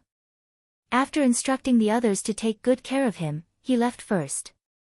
Huo Ling and Turan also had missions. Although they were anxious, they had to leave first. At this moment, other than Qing Yenluo, only Chu Qingyan was in the tent. Chu Qingyan couldn't bear to see Qing Yenluo so haggard in just a day. She had someone cook a bowl of porridge and brought it over. Yenluo, eat some. Don't tire yourself out. Otherwise, you'll lose more than you gain. Qing Yenluo shook her head. I don't have the appetite. Just leave it there. She sighed and put the bowl aside. Then, she reached out and held Yenluo's shoulder. Ethereal won't wake up for a while. Shall I get someone to take you to rest for a while? Qing Yenluo reached out and placed her hand on the back of Chu Qingyan's hand. Her voice was hoarse as she said, I'm fine. I feel more at ease here. This was because the moment she closed her eyes, the image of Ethereal lying in a pool of blood appeared in her mind. Chu Qingyan knew that it was useless to persuade her. In the end, she could only sit by her side and quietly accompany her. Little girl, why do you think people are so stupid? Why do you keep clinging to those insignificant grudges? Yenluo's sudden words made Chu Qingyan fall into deep thought. Perhaps it's because your love is too deep. That's why you have to be calculative about everything. This was the only answer she could think of. Qing Yenluo laughed bitterly and self-deprecatingly. I should have listened to your advice and let go of everything. I shouldn't be calculative about what Ethereal did to me. If I used my heart to feel what he was thinking, there wouldn't be so many things happening now. His life wouldn't be in danger, and I wouldn't be filled with remorse. I brought all of this upon myself. Once one party was in danger, the other party would begin to blame themselves. No matter who was right or wrong, they would take responsibility for everything. However, in love, it was impossible to tell who was right and who was wrong. Yenluo, don't say that. This isn't your fault. No one would have thought that there would be an explosion in the city, right? No one would have known that Ethereal left you to protect you, right? Chu Qingyan's heart ached for Yenluo. I know he's in pain now. The military doctor is right. He's just waiting for death. I'm the selfish one who wants him to suffer like this. However, I can't watch him leave me. But I can't save him. I want to wait for him to wake up and tell him that he's the only one I'm willing to love. He's the only one for the rest of my life. Qing Yenluo's tears streamed down her face. Yenluo, at this moment, she didn't know what to say. Little girl, I don't want to lose him. I can only keep him alive for a while. Once the effects of the life-prolonging pill wear off, being powerless was the scariest thing in life. Chu Qingyan's eyes reddened. She couldn't help but look away. Why did fate have to arrange for two people who loved each other to fall in love but not be able to obtain each other? At this moment, the heartbroken Qing Yenluo suddenly thought of something. She turned around and grabbed the hand of the person beside her. Little girl, I know who can save him. I know. Chu Qingyan was pleasantly surprised. Who? My father. Qing Yenluo said with certainty. Your father. Chu Qingyan's eyes lit up. You mean Divine Dr. Luo? Qing Yen Luo nodded. Yes. His medical skills are better than mine. He'll definitely be able to save Murong. Do you know where he is? Chu Qingyan was also agitated. Qing Yenluo's face fell. I don't know. He's been wandering around for a few years and hasn't returned. Chu Qingyan was stunned. She immediately encouraged her. Don't worry. We'll activate our intelligence network and get people to help find him. As long as he's still in Sichuan, we'll be able to find him. All right. I'll bring him back to the medical hall first. There's a hot spring on the mountain behind the medical hall. We soak some medicinal herbs in it all year round. The spring water can stimulate a person's meridians and prolong his life. If you find my father, please ask him to return to the medical hall as soon as possible. Qing Yenluo was about to kneel down as she spoke. Chu Qingyan was shocked by her actions. She immediately reached out to support her. Yenluo, what are you doing? I don't have any other choice. I can only beg for your help. Qing Yenluo's tears fell again as she spoke. Chu Qingyan hugged her and reprimanded her. What are you saying? We're friends. Ethereal is also my friend. Even if you didn't ask, we'd do our best to save him. Don't be so distant in the future. Otherwise, I'll ignore you. Qing Yenluo nodded with tears in her eyes. Chapter 983. Chu Qingyan quickly conveyed Qing Yenluo's message to Xiaosu.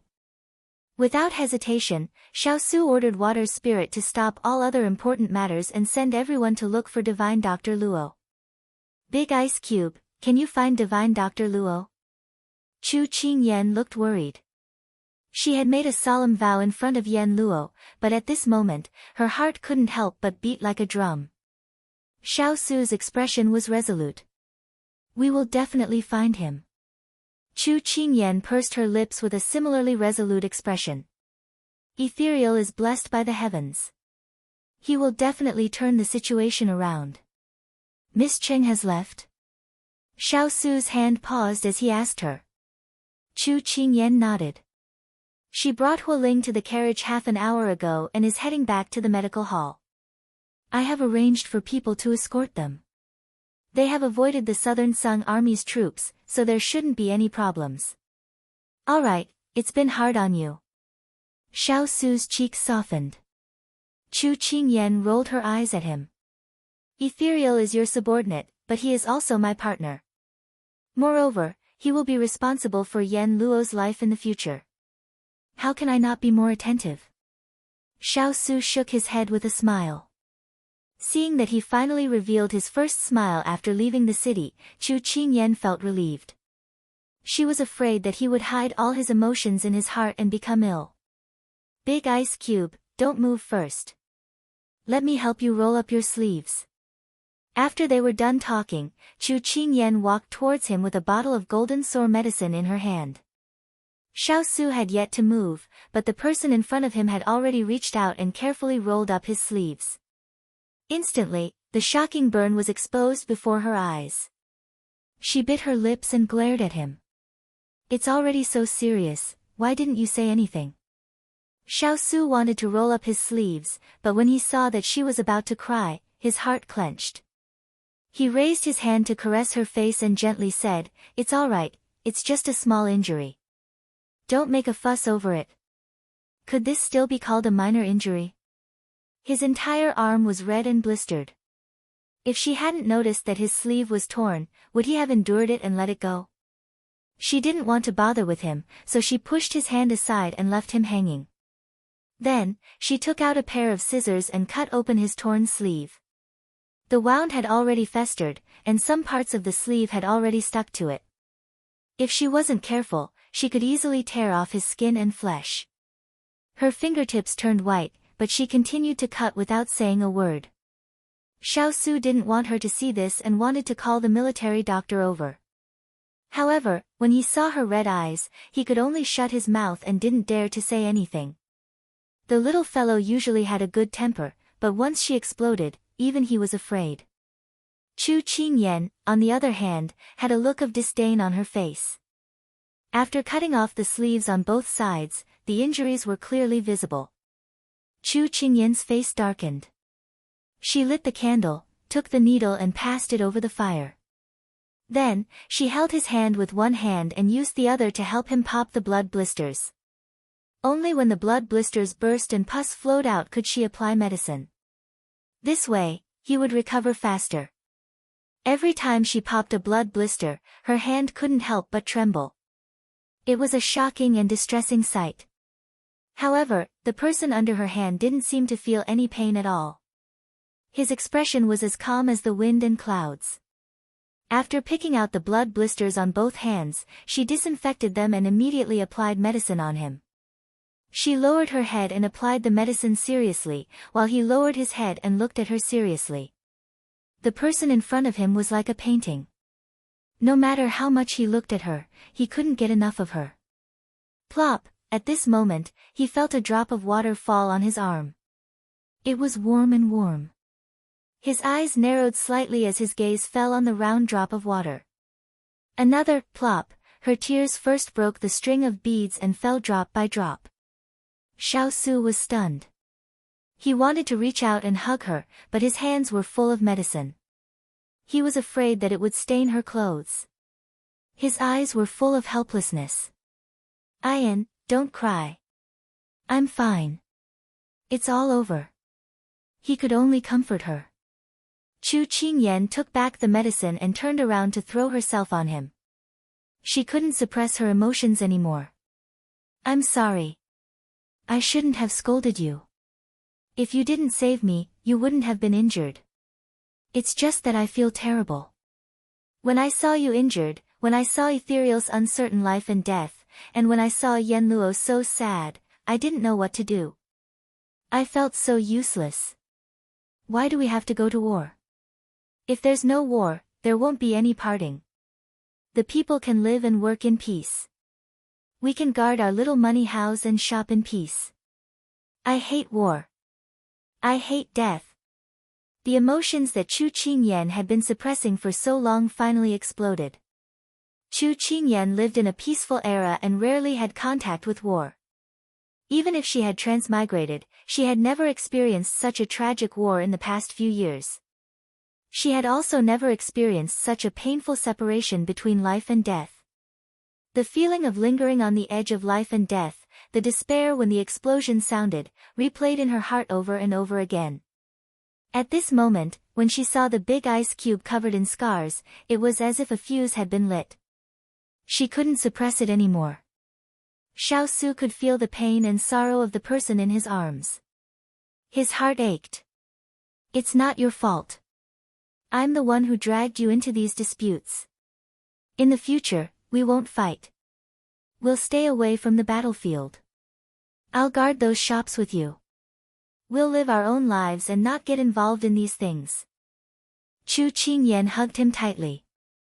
Her emotions gradually calmed down in his warm embrace. She said with reddened eyes, Big Ice Cube, it's not your fault. It's not my fault either. The heavens are unfair. But we can't lose to fate. We have to win this war and bring peace to the country. We won't let the people live in misery. All right, I promise you. Xiao Su's eyes burned with a flame. He was iron-blooded and ruthless. Nansung, this king will never let you off. In the forest, Huling and Turan escorted Qing Yenluo and Ethereal's carriage to a fork in the road. They stopped their horses and watched the carriage leave. Ethereal, Ethereal. I've been arguing with you for so many years. If you're not here, I'll be lonely. So, no matter what, you have to get better quickly. Huling muttered to himself. Why didn't you say those words in front of him? Turan glanced at him. Huling coughed lightly.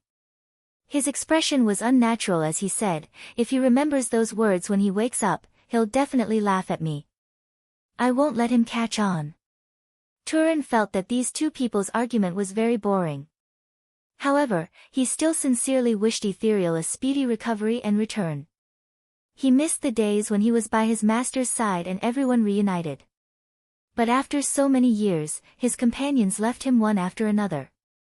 At this moment, he was filled with sorrow and disappointment.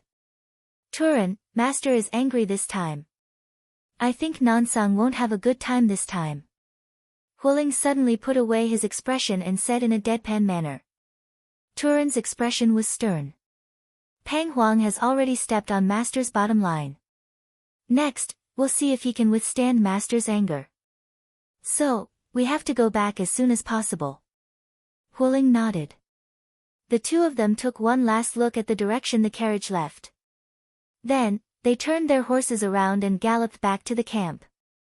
Ethereal, I hope you'll be safe and sound. Even if there's only a slim chance of survival, you have to hold on tight. Chapter 984. On top of the mountain, Pang Huang gazed at Qingchao City from afar, only to see thick smoke billowing from the city. Xiao Su, in the end, you still lost to this crown prince. He said proudly. As soon as he finished speaking, a bright and beautiful smile flashed across his eyes. He was stunned for a moment, then smiled in disappointment. What a pity.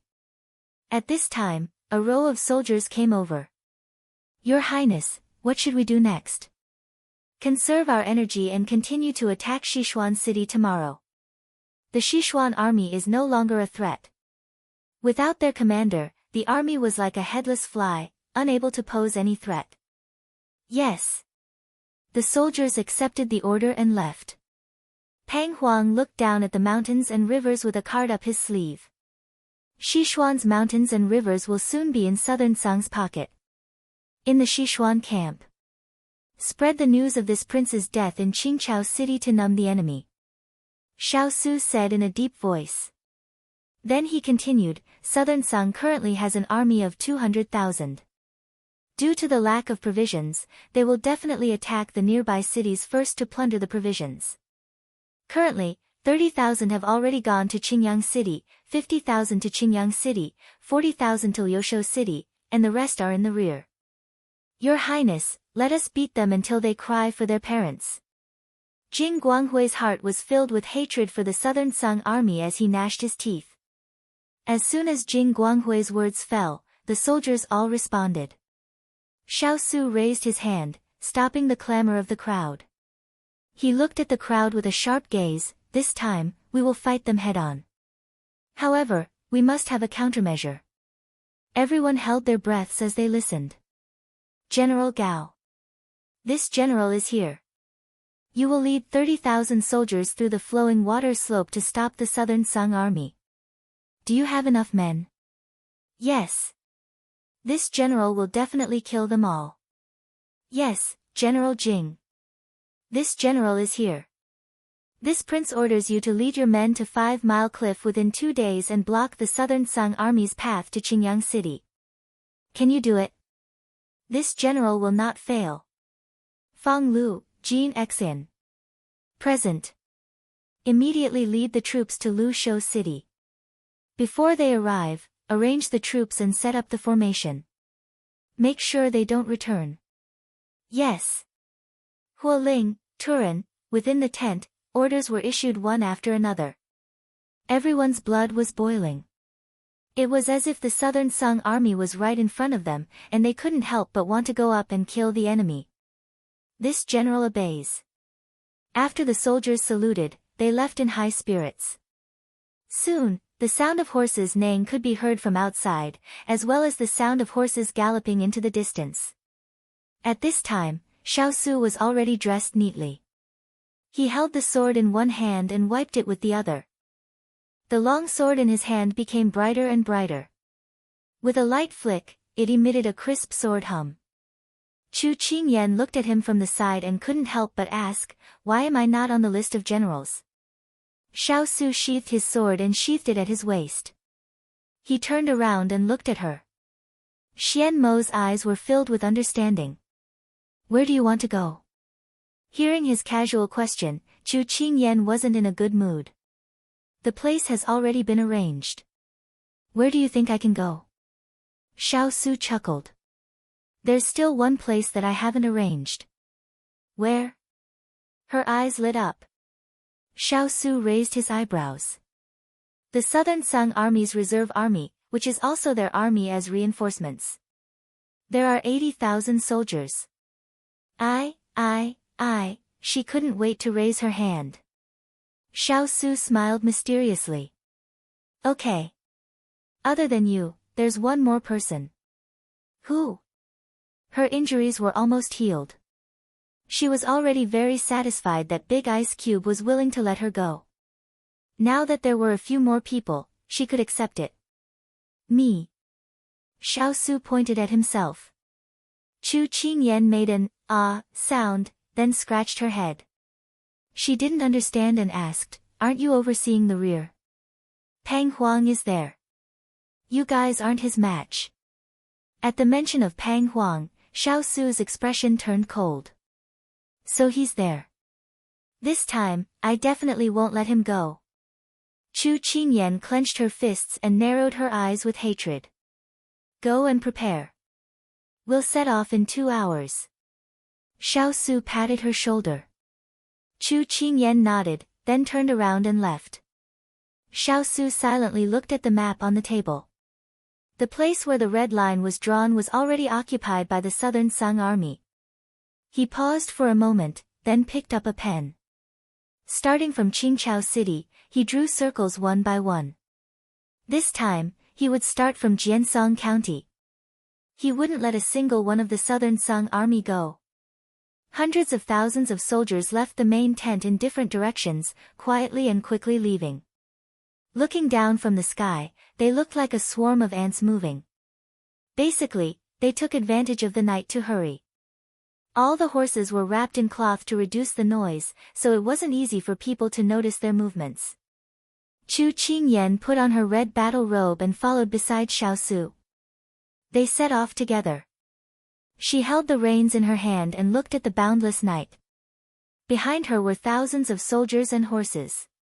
Her heart was filled with lofty sentiments. This was her first time leading troops into battle. She felt a sense of dread and novelty. She glanced sideways at Big Ice Block, who was cautiously observing the surroundings. Only someone like him, who had experienced so many battles, could be so calm and collected. Whether it was when they won the battle or when the explosion sounded, she had never seen Big Ice Block happy or angry.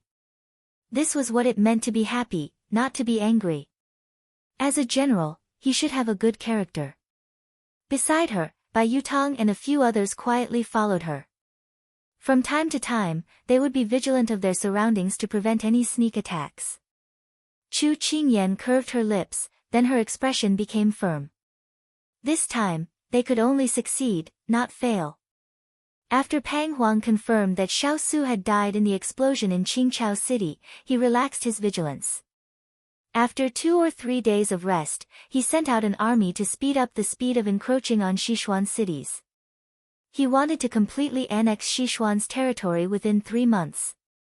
At this time, Reiluo reported, Your Highness, our people have already set off. We should be able to take down Qingyang City, and Liushou City soon. Pang Huang nodded with satisfaction. At this time, the Sichuan army is like a group of dragons without a leader. As long as we take advantage of their panic to attack and catch them off guard, even if they have more people than us, what is there to fear? This time, we must let them have a taste of our power and take revenge for last time. Reiluo said viciously. At this time, Pang Huang suddenly coughed violently. Reiluo immediately handed him tea and said with a worried expression, Your Highness, your injury. Pang Huang drank a few mouthfuls, calmed down, and said coldly, Xiao Su's palm destroyed half of this crown prince's power. It will take some time for me to recover. By the way, how is the imperial capital? Reiluo immediately said, this humble subject was just about to talk about this. The second prince has been dealt with cleanly and without leaving any traces behind. You can rest assured that no one will be able to compete with you for the throne in the future. Very good. This time, imperial father should have no other thoughts. Pang Huang sneered, then coughed again. Chapter 985. However, something Pang Huang didn't expect happened. 3 days later. Southern Blue's main tent received thunderous reports one after another. The 30,000 troops led by General Fu Yu were intercepted 30 kilometers away from Flowing Water Slope. The other side has 30,000 men and is led by a man named Gao Hao. A soldier reported while kneeling in front of the table. What's the situation? Pang Huang was startled from his seat. The other side is lying in ambush. The first wave of arrows caused us to lose over 1,000 vanguards. The soldier lowered his head. Pang Huang frowned. How could this be? Your Highness Crown Prince, should we send reinforcements? This matter was unexpected. Rei Luo didn't think too much about it and stood up to suggest. Okay, you. Pang Huang was interrupted before he could finish. Reporting, our troops have been ambushed by Sichuan's army 20 kilometers away from Qingyang City. The other side's manpower is on par with ours, but the other side has the geographical advantage. Our troops have suffered heavy losses. Another soldier hurriedly entered. Before Pang Huang and the other soldiers could react, another report came from outside the curtain. Reporting, Your Highness Crown Prince, our troops have been ambushed by an unknown force at the foot of the mountain in front of Liushou City. The other side has set up a trap. We didn't notice it and many soldiers have been injured by boulders rolling down from the top of the mountain. We request reinforcements. The two soldiers in charge of reporting from Qingyang City and Qingyang City also knelt down. We also request reinforcements. Once these three reports came out, everyone was shocked. Pang Huang flew into a rage. What the hell is going on? Why did so many Sichuan troops suddenly appear? Don't tell me you didn't even notice the movement of so many people. The soldier on the side trembled with fear and trepidation. Your Highness Crown Prince, the spies below didn't discover any news of the Sichuan army moving out. Ever since Xiao Su was killed in the explosion, Sichuan's camp hasn't made any movements. This general also doesn't know why our people were ambushed. Ambushed? Hee, they're already confronting you head-on. All's fair in war. How could they not have noticed at all? They're all a bunch of trash. Pang Huang was so angry that he almost flipped the table over. Even if the other party had led an army to launch a surprise attack, it was impossible for so many people to be heavily injured without any resistance. One of the strategists hesitated and said, Your Highness, it's possible that the soldiers didn't have enough food. That's why they were so vulnerable. The men of the southern Blue Continent were all brave and skilled in battle. Even if the enemy had come prepared, it was impossible for them to be defeated so quickly. It was only because their rations and fodder had been stolen that they didn't have enough supplies afterwards. Naturally, their fighting strength had been greatly reduced. As soon as the strategist said this, the atmosphere in the tent immediately froze. Pang Huang's face stiffened. It would take at least 2 days for the provisions from the southern Blue Sea to arrive. However, he didn't expect the other party to act so quickly. Why did this swift and decisive way of doing things give him a sense of familiarity? He thought of someone, but he denied it in his heart. Wasn't Xiao Su already dead? Perhaps Sichuan's army was hiding talented generals. However, no matter who this general was, he would kill Buddha if he met Buddha, kill God if he met God. Find out who's currently in command of Sichuan's army. Pang Huang frowned and said coldly. Only by knowing each other could one be victorious in 100 battles. Your Highness, what should we do now? All three sides need reinforcements, and we only have 80,000 men here. Rei Luo asked. This was the thorny issue at hand. Pang Huang sat down and calmly pondered. Then, he ordered, Lu Xing, take 20,000 troops to Flowing Water Slope. Qing Fang, take 30,000 troops to Qingyang City. The remaining 30,000 troops will be led by this crown prince to Liushou City. As soon as he said this, the generals obeyed. After everyone left, only Rei Luo and Qing Cheng were left in the tent. Qing Cheng looked disapprovingly at Pang Huang behind the table and said with a solemn expression, Your Highness, since the other side has divided into 3 groups to block our people, it means that they know our movements like the back of their hand. Now that the people in the rear have divided into 3 groups to support us, it can be said that our forces have been scattered. If we encounter an attack, we'll be easily defeated one by one. He didn't say these words in front of the soldiers because he was afraid of causing panic. He also did it for the sake of the Crown Prince's face because the Crown Prince didn't like others questioning his decisions. However, the situation had already reached this juncture. He was afraid that if he didn't point it out, the consequences would be unimaginable. Qing Cheng's words didn't attract much attention from Pang Huang. He had listened to Qing Cheng's advice a few times before, which led to him being schemed against by Xiao Su. Therefore, in Pang Huang's heart, Qing Cheng had gradually lost his trust. Pang Huang waved his hand and said indifferently, now that they've received our support from the rear, their morale has been boosted. They're outnumbered, and will soon be able to take down the 3 cities. Don't think too much about it. Without Xiao Su, they're not as powerful as we thought. They're just a bunch of mobs who are desperate. Qing Cheng still wanted to say something, but Pang Huang waved his hand and stopped him. Go and prepare. We'll set off in half an hour. Qing Cheng had no choice but to turn around and leave with a depressed expression. Rui Luo glanced at Qing Cheng and then at the Crown Prince behind the table. He was at a loss. He felt that both sides were reasonable, but the order had already been given. At this time, Rui Luo walked out of the tent and felt that the sky had suddenly darkened. His chest felt stuffy, and his heart was beating very fast as if something was about to happen.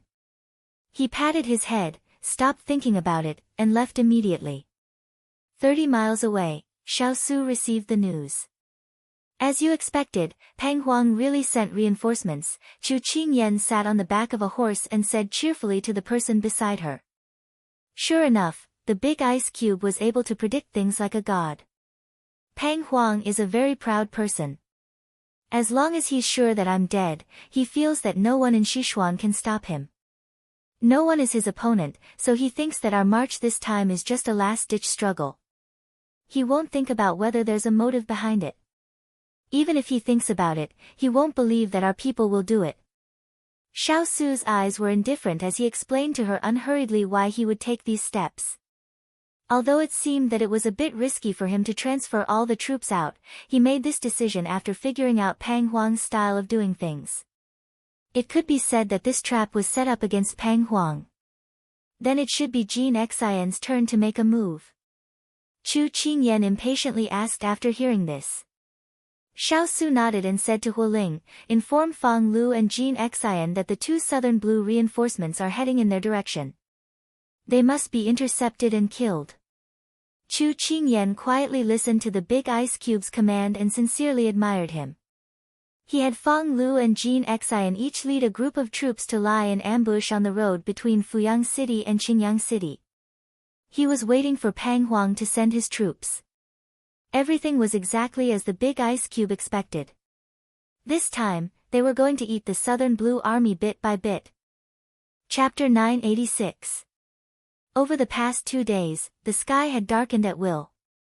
Dark clouds covered the city and strong winds blew. It felt like a storm was about to come.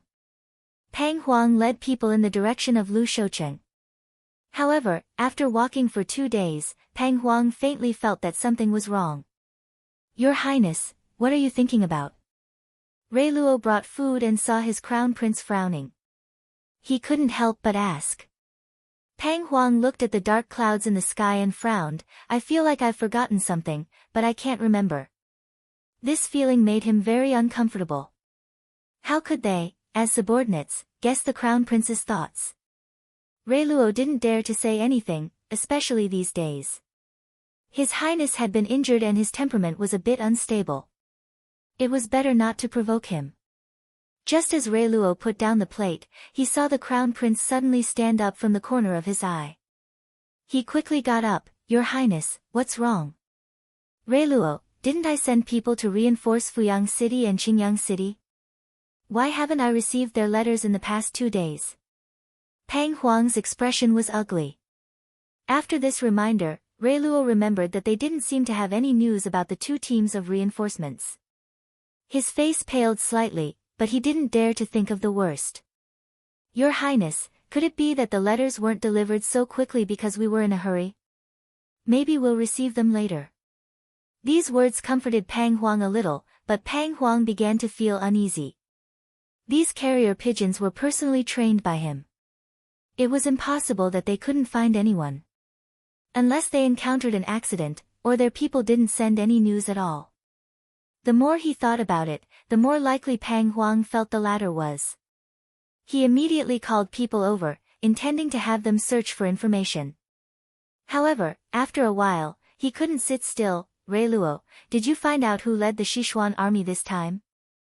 Rei Luo looked troubled. The spies went to investigate, but they haven't returned yet. At this moment, a soldier ran over, crawling and rolling. Your Highness, it's bad, it's bad. This hurried shout made Pang Huang's heart feel even worse. When Rei Luo saw his crown prince's expression become ugly, he stepped forward and kicked the soldier's chest. What's bad? Speak properly. Otherwise, you'll be punished according to military law. The soldier rolled a few times on the ground. Ignoring the pain, he crawled in front of the two. Pang Huang looked on coldly. If you have something to say, say it.